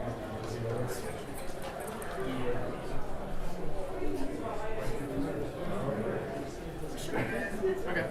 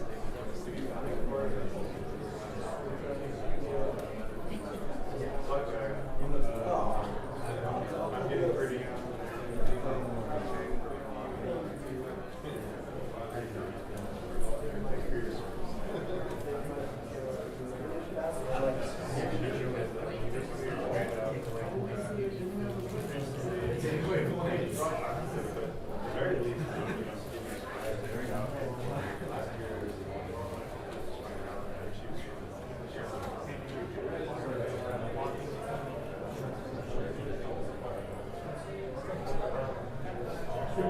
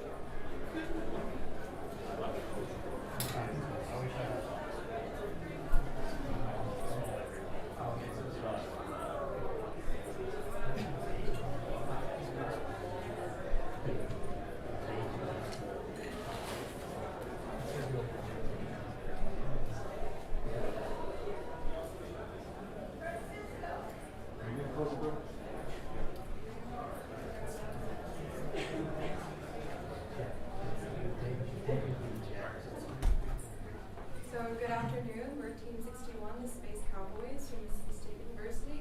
My name is Elise Stewart, and I'm the Chief Engineer for the team. My name is Hallie Eccles. I'm one of the structures leads for the team.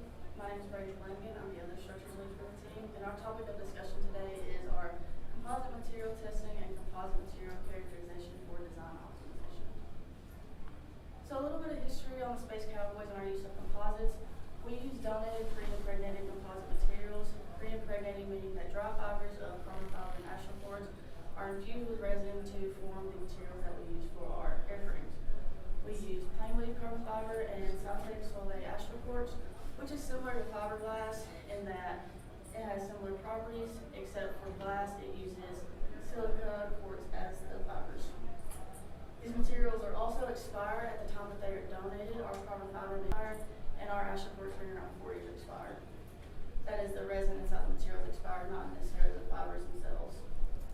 Because these materials are donated and expired, the manufacturer release material strength values are not accurate to our current build design. So to combat this issue, we did tensile and compressive strength testing to get accurate values for our material. So in the past, Space Cowboys airframes were built with a convention of a 0.1 inch thickness to ensure structural integrity. However, there was never really investigation as to why we use this thickness. It has just been something that we've done in the past.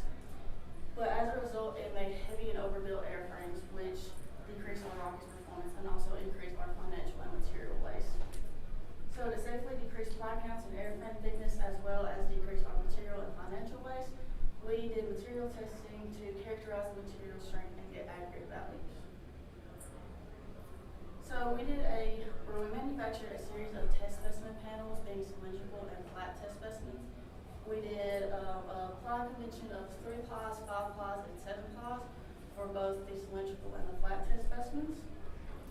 And the layup process, we alternated between 0 and 90 degree plies and positive and negative 45 degree plies to create a balanced and symmetric layup to prevent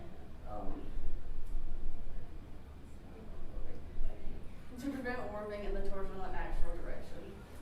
For the cylindrical plies, we followed the previously mentioned layup process using a 6-inch aluminum mandrel, laying up over that and then curing according to the manufacturer specifications, then cutting our tubes to length using a bandsaw. For our flat test specimens, we did a similar layup process using an aluminum flat plate, curing those according to the manufacturer specifications, and then cutting those with a high-powered water jet. We also cut our test specimens according to the following dimensions. Our tension specimens being 10 inches to 1 inch, and our compression being 5.5 inches to 1/2 inch. The tension specimens also had 2-inch by 1-inch aluminum tabs attached to each end of the specimen and on each face, resulting in 4 tabs per specimen. We attached these using Loctite EA 9394 to ensure that when they are clamped inside the machine, it does not delaminate the material as the machine has teeth-like clamps that grip into the tabs. For our compression testing, we conducted this according to ASTM C641 to determine the ultimate compressive strength. For our tension and strain gauge testing, we followed ASTM 3039. A strain gauge was also attached to one of the 4 specimens to determine the modulus of elasticity and the ultimate tensile strength of that specimen. So like Braden mentioned, we wanted to reduce the weight on the airframe, so we ran compression testing is what primarily drove this weight reduction. So here you can see the carbon fiber compressive stress that we ran with our flat panels. You can see the stress versus time graphs for each of the 4 specimens that we tested, along with the average ultimate compressive stress of that material that it could handle when it broke. Next slide, please. Same thing for our Astra quartz. You can see Astra quartz is a little bit weaker than our carbon fiber. It's about half as strong, but we use it for its RF transparency on our payload tube versus the carbon fiber that's our booster tube. So in order to calculate the flight loads and determine how many flies that we needed, we decided to compare the maximum expected compressive stress that we should see during flight and also the failure stress for our material to back out our factors of safety and then determine what would be an appropriate factor of safety for our layups. So when doing this and modeling and running our calculations, we made 3 main assumptions. The first was that the maximum thrust, the maximum drag, and the maximum acceleration all happen at the same time during flight. We also assumed that all of the forces on our rocket are acting in the axial direction for those 3 forces. So there is 0 angle of attack, meaning that the weight won't be reduced by the cosine of the angle of attack. Also, we assumed that our airframes are unstiffened by bulkheads, centering rings, and couplers. In reality, these components are going to help us prevent buckling and make our airframe stronger, but for this analysis, we assumed that they weren't to simplify the modeling and also to create a worst-case scenario. So here you can see the free body diagrams for both our booster tube and our payload tube.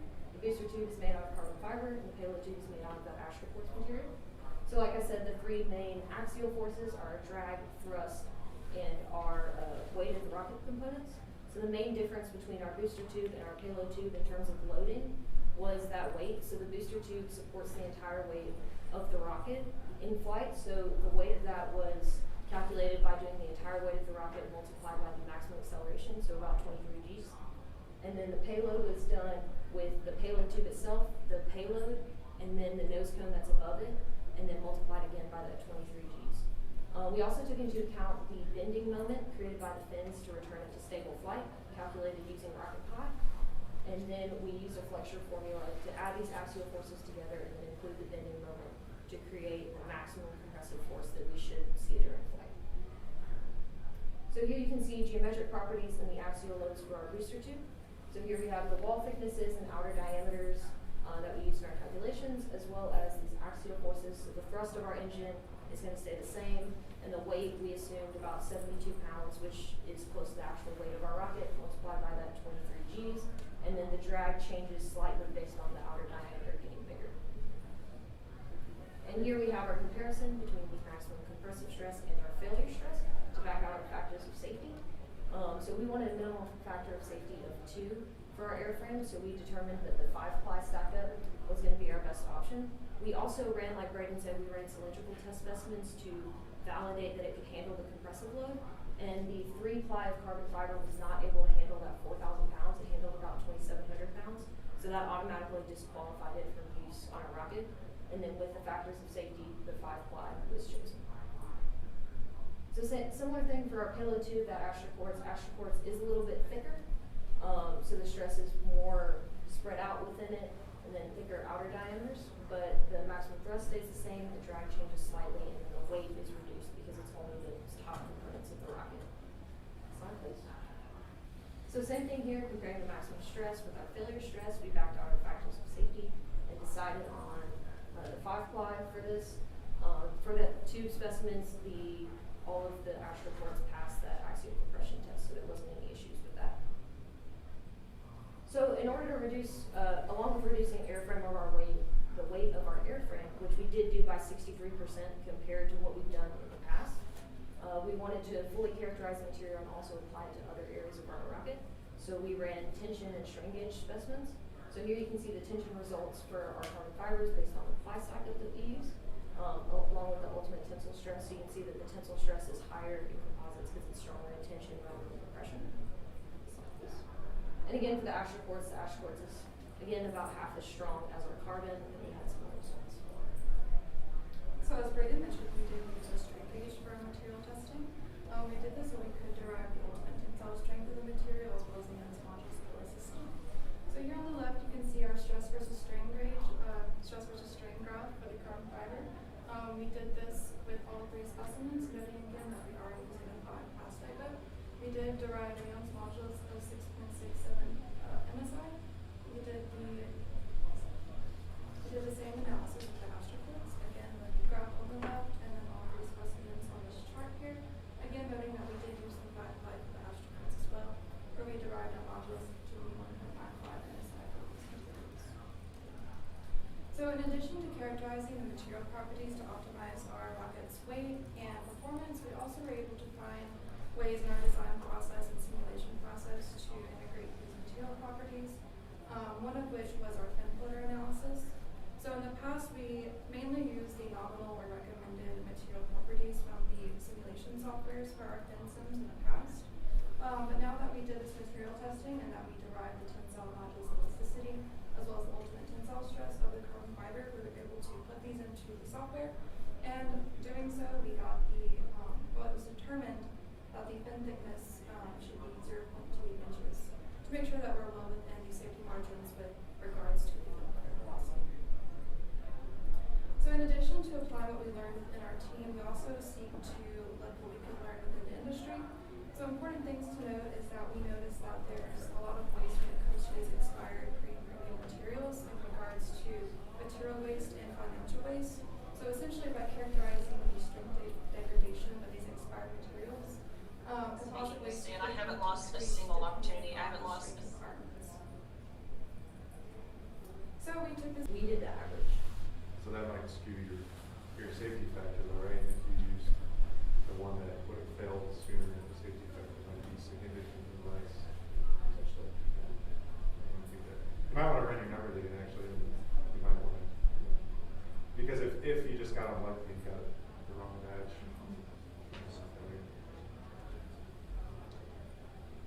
Are these autoclave or out-of-autoclave prepregs, and did you change anything about the curing process? Yeah, so our material specimens were oven cured because we didn't have access to the autoclave at that point, but all of our flight hardware is autoclave cured, so that's going to create a stronger absorption and more compaction in the class. So that adds almost an additional factor of safety to our material testing because we do have autoclave cured flight hardware.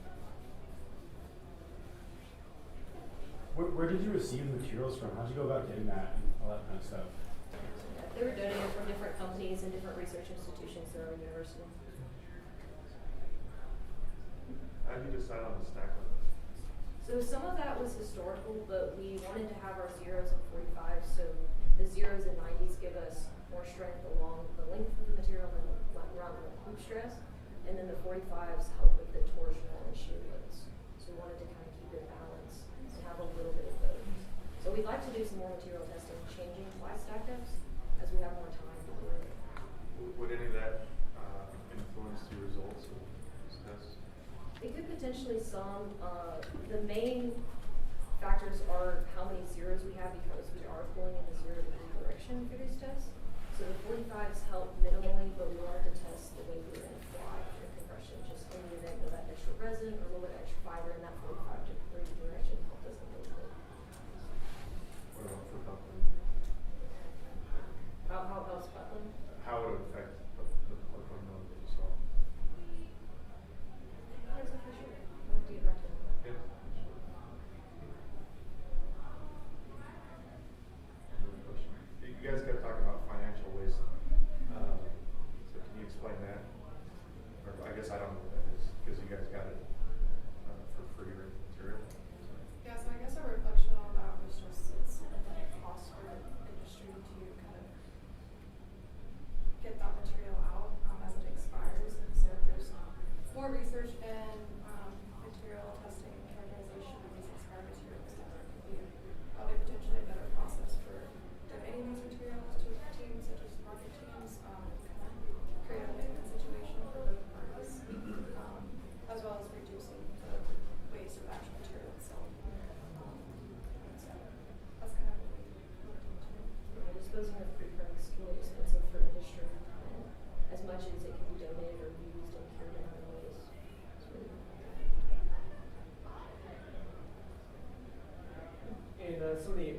graphs that you guys were showing with which stress testing, I was seeing there were some pretty extreme step downs and strength towards the end of the graph, but not like the straight drops that you were seeing. What was up with that? For which one? I was forgetting exactly the stress. It was like the first set you guys showed. The compression testing. I believe so. A little, I think it was Probably the first one. yeah, it was like seeing like on the topmost graph there, you see how the stepping down where it isn't like immediate, like the blue line on the specimen 24. But like the two leftmost failure nodes. Yeah, and seeing how those kind of step more versus like the blue line there on the top one where it just drops. Yeah, that could be in the material testing. So once it yields a certain amount, the machine's going to cut it off. So it could have yielded and jumped. We would see that on the thing. What do you think could have contributed to this happening, would you say? Do you think, specifically with the 3 ply, so if you look at, for example, the 5 ply and the 7 ply, you don't see that pattern whatsoever. What do you think in the 3 ply? Do you think it could have just been a manufacturing process or something? Yeah, our 3 plies are pretty thin, so they buckled fairly quickly. So we think it could be something in the testing rig where it yielded so fast that we had that jump. What was the value of this data time dependent versus a strain dependency? For compression, we didn't really calculate modulus values, so we just wanted to show when it failed that we can see on the graph. How strain rate sensitive do you think this material is? Because these are quasi-static tests, and you do calculations at 20 plus Gs. Do you think there's a huge difference in the strength properties when you have elevated strain rates? I think so. Composites are pretty good in terms of wear and tear. Like using, as long as you don't damage it, using it, reusing it. I just mean, high strain rate applications like dynamic loading as opposed to static loading. We didn't really run a ton of tests. You can get additional damage with impact loading, but in terms of our rocket motor, we don't anticipate that. Other than maybe hitting the ground, we check for delamination after the fact. Well, what makes materials expire? What makes the resin system expire? Yeah, so when the resins are mixed, there's a limited life on it. So once it's in that B stage where both parts of the epoxy have mixed, it starts curing. So since it started cross-linking, if you don't get it in the oven between a certain amount of time, normally it's about 12 months when stored in the freezer, it's cross-linked, but the cross-link bonds aren't long enough that it decreases the strength of the material. So when it's cured, then you get that full cross-linking. So it started curing, but it's not completely cured because it's slow or short polymer bonds. So you have a limitation of cross-linking bonds, or you have a breakage of cross-linking bonds? I think a limitation. So they have formed and then they're not as strong anymore? Or? Shorter polymer chains.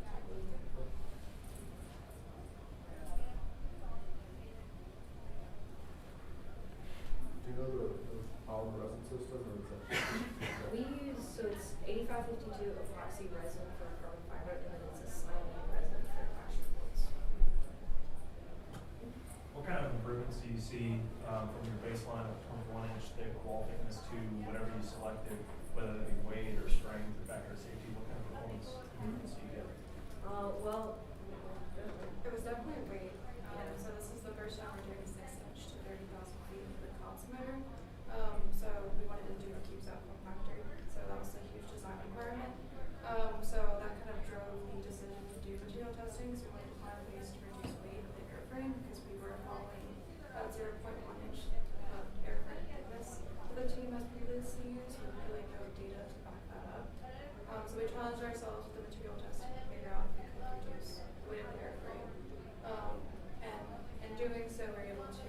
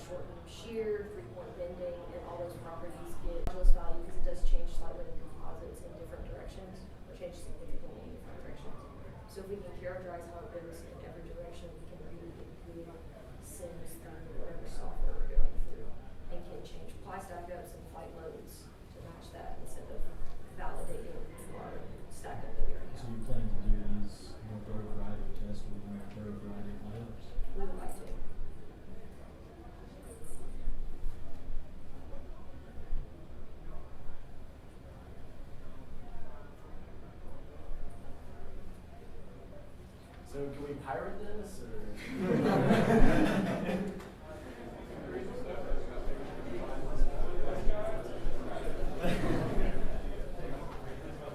Thank you. I appreciate it.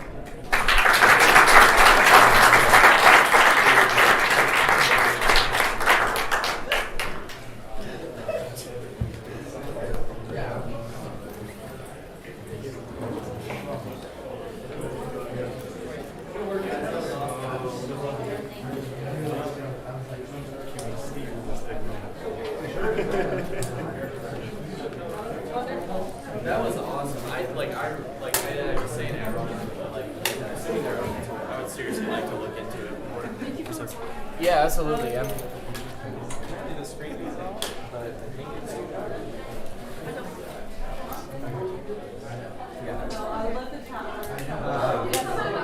At some point,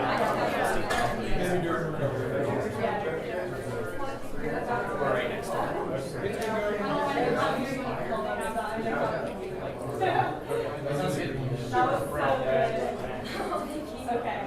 I gotta run, see you tomorrow. Great job.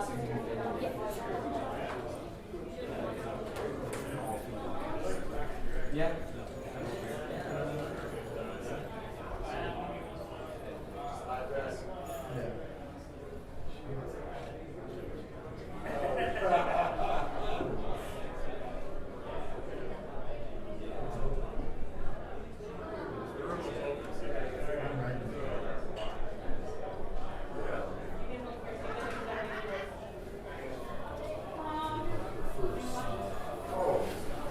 Okay. Thanks.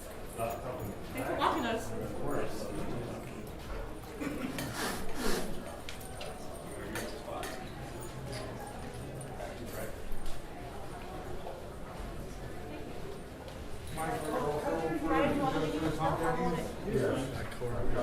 We already have one of them. What's that?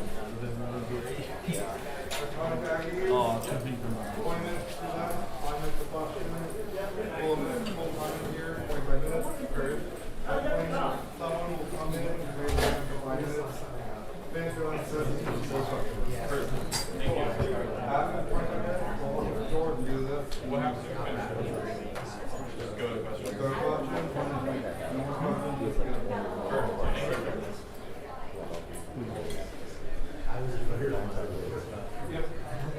Probably a lot of We will start exactly at 3 o'clock. 3 o'clock. Heard. It's okay. I'm gonna get through this.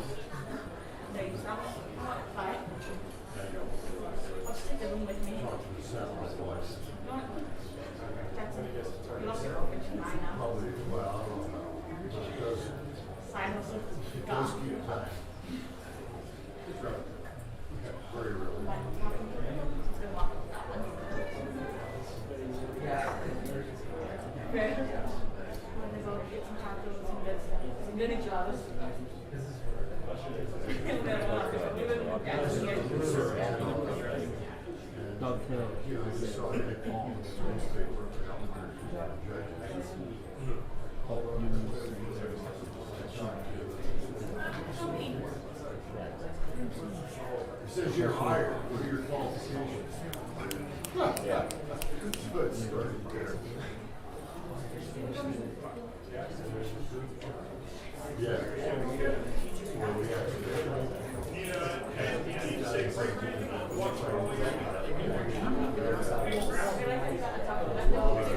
shreds and potatoes. One of the hybrids. Boarded. Yeah. They didn't want something, but anyway, they lost control.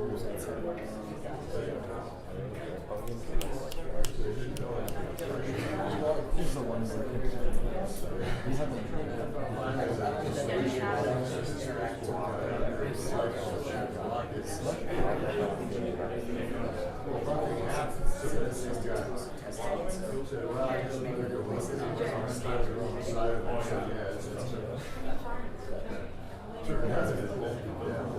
You guys all set up and you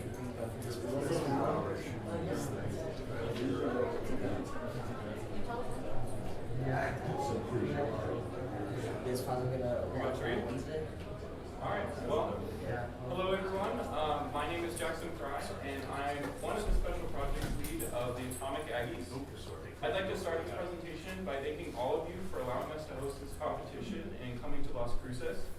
It's been a pleasure to meet everyone and host them for this competition. So this year, me and my team of colleagues put together an air brake system to more accurately target our apogee of 10,000 feet. We've done this through a design process that consists of a mechanical design, our controlled architecture, and thorough testing and analysis. As a brief introduction, our air brakes are an active control system that uses an accelerometer to determine our braking response. Our mechanical design took this desired control system into account in order to produce a linear and predictable parasitic drag. Our controls architecture is based off kinematics and uses the method of correction vectors to optimize the braking response. The simulated analysis of our air brakes was conducted using MATLAB, SOLIDWORKS for FEA, and ANSYS Fluent for CFD. Our experimental data was collected through a wind tunnel test, 8 2/3 test flights, and 2 full-scale test flights. And with that, that concludes my introduction, and I will be passing the presentation off to my co-lead on this project. Hi, my name is Brian Davis. I am one of the special project leads for the Atomic Aggies. I just want to run through the individual components of our air brakes real quick. So we've got 6 major parts here.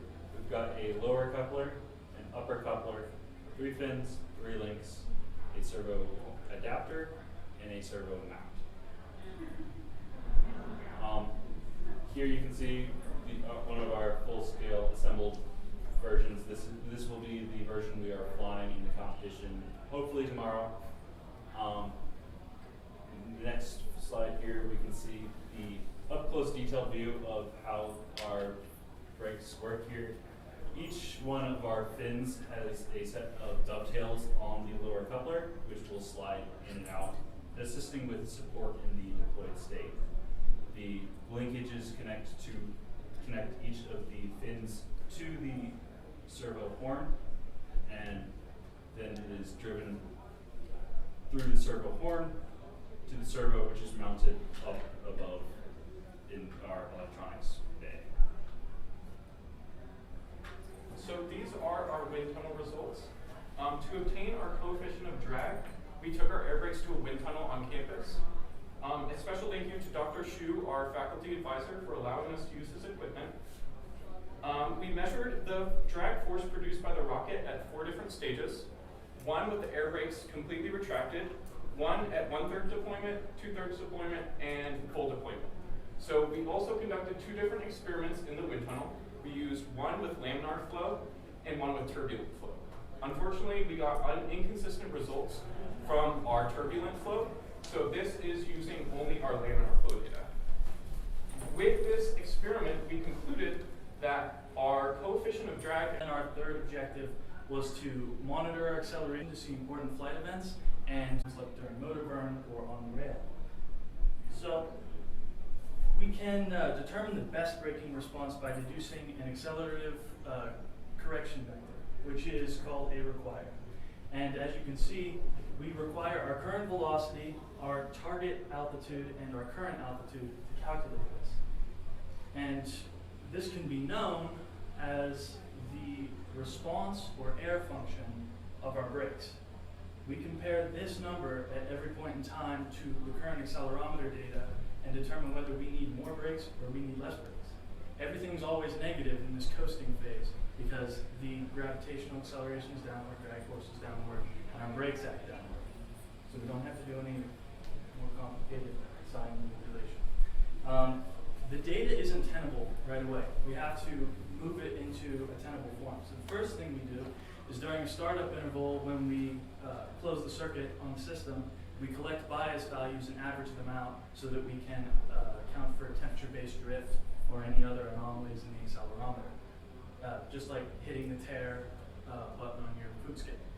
And then the second thing we do is we convert from body fixed coordinate space to Earth-centered inertial coordinate space so that we are measuring the acceleration in the vertical direction and not the acceleration in the orientation of the craft, so that we can have rotation insensitive data.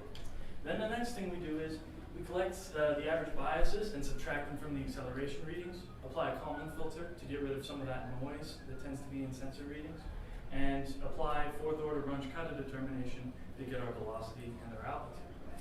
And then with this tenable data, we can determine our acceleration required. And it's a little bit logistically difficult to just say that the control system works and throw it in a rocket and shoot it up into the air.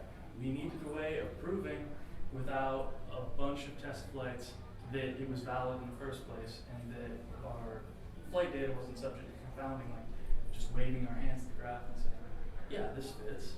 So we made a simulation environment in MATLAB with a resolution of 10 kilohertz stepping through time.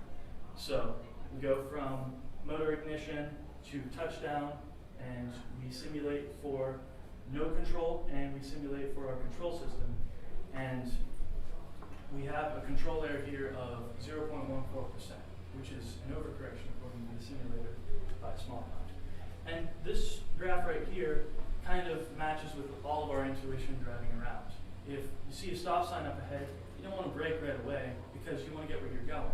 But you don't want to hit the brakes completely all at once because you're going to break your car.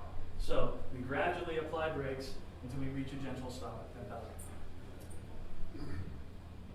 And the way that we prove that this works in the simulator is we solve the second order nonlinear rocket equation. And we can just do this with 1 degree of freedom. So we apply the boundary condition that we want to go to 10,000 feet. We want our velocity to be 0 at 10,000 feet. And then we also have the rather obvious boundary conditions that when we're on the ground and we haven't ignited yet, our altitude is 0 and our velocity is 0. And then we use the thrust curve of the motor and a mass function that's determined by the propellant loss, which can be easily figured out because it's a linear function. So you just take the initial liftoff mass and subtract the propellant mass. And then we define the correction vector, which is the addition of our undamped acceleration vector plus our control vector. We can plug this into the system and we can solve for these boundary conditions and get a particular solution. This solution method is known as the method of correction. And as you can see here, we can test that that works by summing up all of the terms and seeing whether the left-hand side equals the right-hand side. And this is the residual forces found in the simulation. So when the jerk or the derivative of acceleration is very high, we get some oscillations. But then they converge to nearly 0 at 0.2 seconds into the flow. And this little parabolic area right here represents what our brakes do. It's the distance between these two curves that represents the delta V of the control maneuver in total. So we estimate an overcorrection, but we observe a slight undercorrection. Why is that? Well, it takes a little bit of time for the motor to deploy the brakes. It also takes there's a little bit of error involved because you're not going to exactly where the commander tells it to, because you have to calibrate these things for a few minutes off. And it can perform under variable flight conditions. It doesn't matter, we're going to give it a suggestion, our current control system, and say, this tends to work pretty well, emulate it, and then we're going to put it through a reinforcement learning network training paradigm to let it determine for itself, by interacting with the simulator, what the best set of decisions is to make. And you might ask, why do that? Well, for one thing, it's very cool. And for another thing, it reduces our computational efforts because we can load it up as a header file, the neural network, and it can just pass in 3 inputs and 1 output. And that 1 output is all we need. And now I'm going to pass it along to our ANSYS specialist. For all aspects of the simulation. This includes pre-processing, processing, and post-processing. Starting with pre-processing, our rocket geometry was created in SOLIDWORKS and then implemented or imported into Fluent. Within Fluent, we created a fluid domain around the rocket and then subsequently a mesh probe. The mesh consisted of a surface mesh, which was of sufficient refinement for our inflation layers or uniform stratified layers to grow off of and transition into the volume mesh. Our volume mesh, shown here, is an unstructured three-dimensional mesh consisting of polyhedral elements. Moving on to our processing, our simulation was set up as a three-dimensional pressure-based steady solver with a flow velocity of 280 meters per second and a air density of 1.037 kilograms per cubic meter. Now these values were selected to simulate flight conditions after motor burnout. Our turbulence model that we selected was the generalized K omega turbulence model, or GECO for short, with K standing for turbulence kinetic energy and omega being the specific dissipation.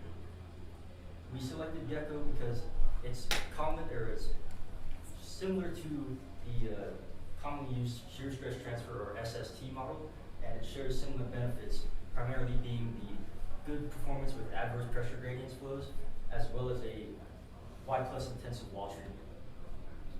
Moving on to our convergence conditions. For our simulation to be considered converged, each scaled residual, this includes continuity, X, Y, and Z velocities, as well as the turbulence, kinetic energy, and specific dissipation must fall within the 10 to the negative 5 range, with energy falling within 10 to the negative 6. Now it's important to note that our simulation was set up for deep convergence, meaning that if it reaches that criteria, it will continue running the simulation, dropping those residuals as much as possible. Moving on to post-processing. According to our simulations, we have nearly doubled the parasitic drag experience on the rocket at full air brake deployment at maximum velocity. Shown here is a static pressure contour plot showing the vertically down here. And this turbulent flow continues aft past our tail fins, but high velocity air is still flowing past the majority of the tail fins. Our next slide is a more detailed view of our air brake section. Here you can see the vortice forming behind our air brakes, as well as the turbulent flow in between the two air brakes along the top surface more clearly. Our next figure is a dynamic pressure contour plot. Here we can see the area of maximum dynamic pressure just off the leading edge of the air brakes, as well as the interaction of flow along the surface and out the. Our objectives in this simulation were not necessarily to determine how this system interacts with the structure of the rocket as a whole, but we wanted to preclude the possibility of actuation jams and direct component failure.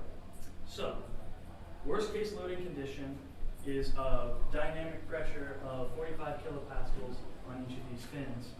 And when we apply that loading condition, we get maximum stress in the model of 6.83 megapascals and a strain of 6.2 times 10 to the negative 5 millimeters per millimeter. Dimensionless, but I still put them there. If you care to know, the maximum stress is right here. So that is the corner between, I'll show you, see this well? It's the corner right here. And this is being pressed on by air pressure, and it's causing this corner to push down on the back plate. And what we also see when we run the factor of safety plot is that it's a factor of safety of 40.3, which is quite conservative. And we also modeled forced convection thermal expansion effects on each of the fins and found that it increased the stress by about 34%. But due to the very high factor of safety, it was non-negligible but very tolerable. And now I would like to conclude what we learned. So, our methodology first involved making a mechanical design that could swiftly deploy our brakes and create and transmit a parasitic drag load to the craft. And the next thing we did in our methodology was we analyzed it with computational fluid mechanics, fluid dynamics, to ensure that what was happening in the flow was supposed to happen and what we expected. Then we performed a finite element analysis on the system to ensure that there would be no structural failures or jams. After this, we devised a control system theory that could ensure that we can make the best possible braking decision at any point in the flow. I would like to thank our sub-teams who gave us an incredible amount of patience and let us fail 100 times so that we could get it right. And I'd also like to thank Dr. Shu for all of his advice with the wind tunnel testing, and also for teaching me and Jared in aerodynamics too. He's a fantastic professor. I'd like to thank the university for just letting us tinker with this stuff. I'd like to thank the National Science Foundation for giving us the funding to build this, and also get a very nice 3D printer for prototyping. And I'd like to thank all of you guys for sitting here and not falling asleep. This is such an amazing and encompassing problem. I loved working on it, and it taught me what I want to do with my career. I want to work on these control systems because there's such nuance and complexity, and there are so many control system problems. And I can't wait to spend my life learning all of this.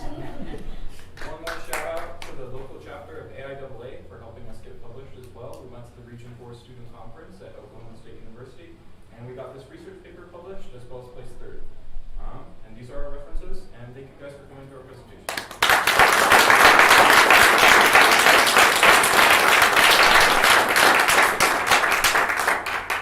Questions? Also have some models to pass around if Oh yeah. to take a So, Also, so you can get a sense of the weight. the red model is our 2/3 testing model, so that's what we put into a 4-inch diameter level 2 rocket. We used K motors for our 2/3 testing. The aluminum variation is what we intended to fly. Unfortunately, it broke during one of our flights, and that is our final model. That is what we will be flying for Spaceport America. It's all conveniently packaged and needs no external controls besides what's inside of it. And when the time comes, you will be doing a screw. Don't worry, those nuts are going to come out in a couple of fuselage. Those are spares. Yes. Bolts will go right in here. You'll hear beeping, and based on that beeping, we'll be able to get a good status signal. Make sure it's safe to launch. All right, questions? Please grill us. We came prepared. Go ahead. What's the update rate on the air brake system, and then how did you determine what it should be? We run at the maximum for our microcontroller, which is 100 hertz. So it recalculates once every 100th of a second. And we're using a TNC 4.1 for our microcontroller. And we determined that was a good frequency by running the simulator, because the simulator uses Runch-Kutta as well. And so we were able to run it at different resolutions and see how the results changed. And between 100 and 100 hertz and 10 kilohertz, there's actually not very much change in the results. Does that assume, keep going. Does that assume instantaneous change, or does that consider the time it takes for it to actually move? No, the way that Runch-Kutta works is it is essentially a first order differential equation solver, get from acceleration to velocity to altitude. And it basically takes averages of different straight lines. So if I draw a straight line from point 1 to the space in between the two readings, and then point 1 to the averages, and then point 1 to point 2, and I average all of those estimates of what the value of the system is, and that's what Runch-Kutta does, and that's the strength. Go ahead. Yeah, well, that was one of my questions, was what's the, I guess, how fast can your actuators kind of respond to your microcontroller's command? Usually around 0.2 seconds. 0.2. So your actuators are actually moving. So your microcontroller updates its desired output. What was that, 20 times before that the actuator yes. Actually kind of makes the move. Yeah, but we have we only distribute commands as fast as it can receive them. We do as many calculations as possible. Specifically to test full braking force rather than the active control, rather than the marginal degree deployment. So we could actually get the full force and essentially ensure that nothing was going to break. Gotcha.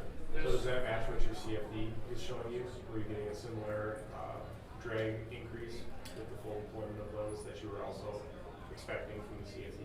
So on our 2/3 scale test launches, We also, shown here, we modeled our two skilled thirds specifically, and it is similar characteristics.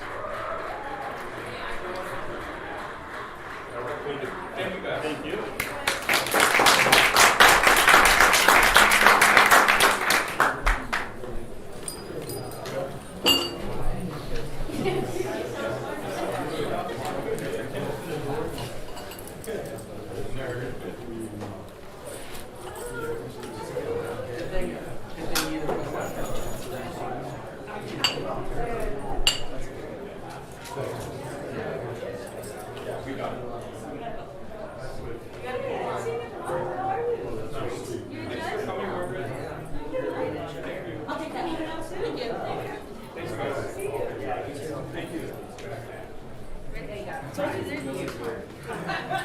Explaining thoroughly.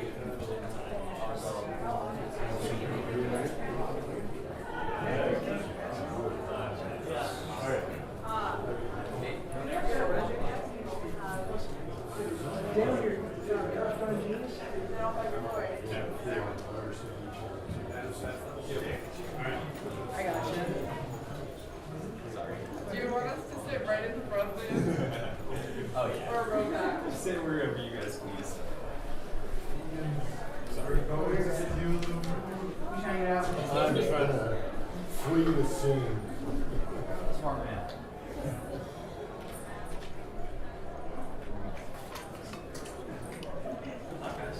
How would that be? This is how it This is how it happened. Yeah. This is me trying to get out of an airplane. This is you trying to get on there. True.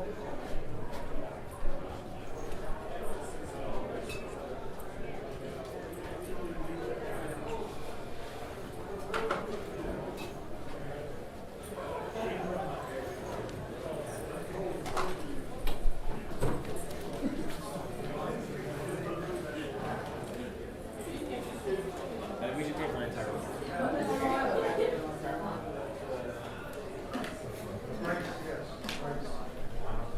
I told him we'd walk over after the Calgary call.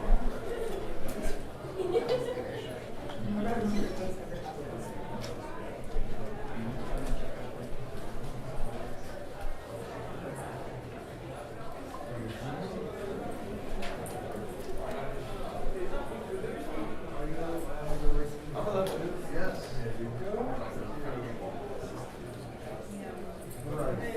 Yes. 25 minutes in the room, 20 minutes for that.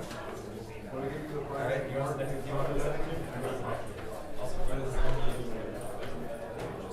5 minutes will be Your last your last questions. We will start the meeting exactly at 3. Great. Are we going to move another judge for ours?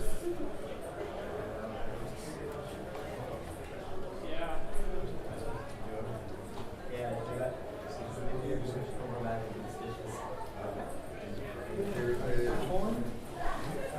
The judge in the front. When you're done here, you guys average out your scores, put your team number, the judge's name on top, and give the combined scores to either the director of competition sometime this week before. Thank you.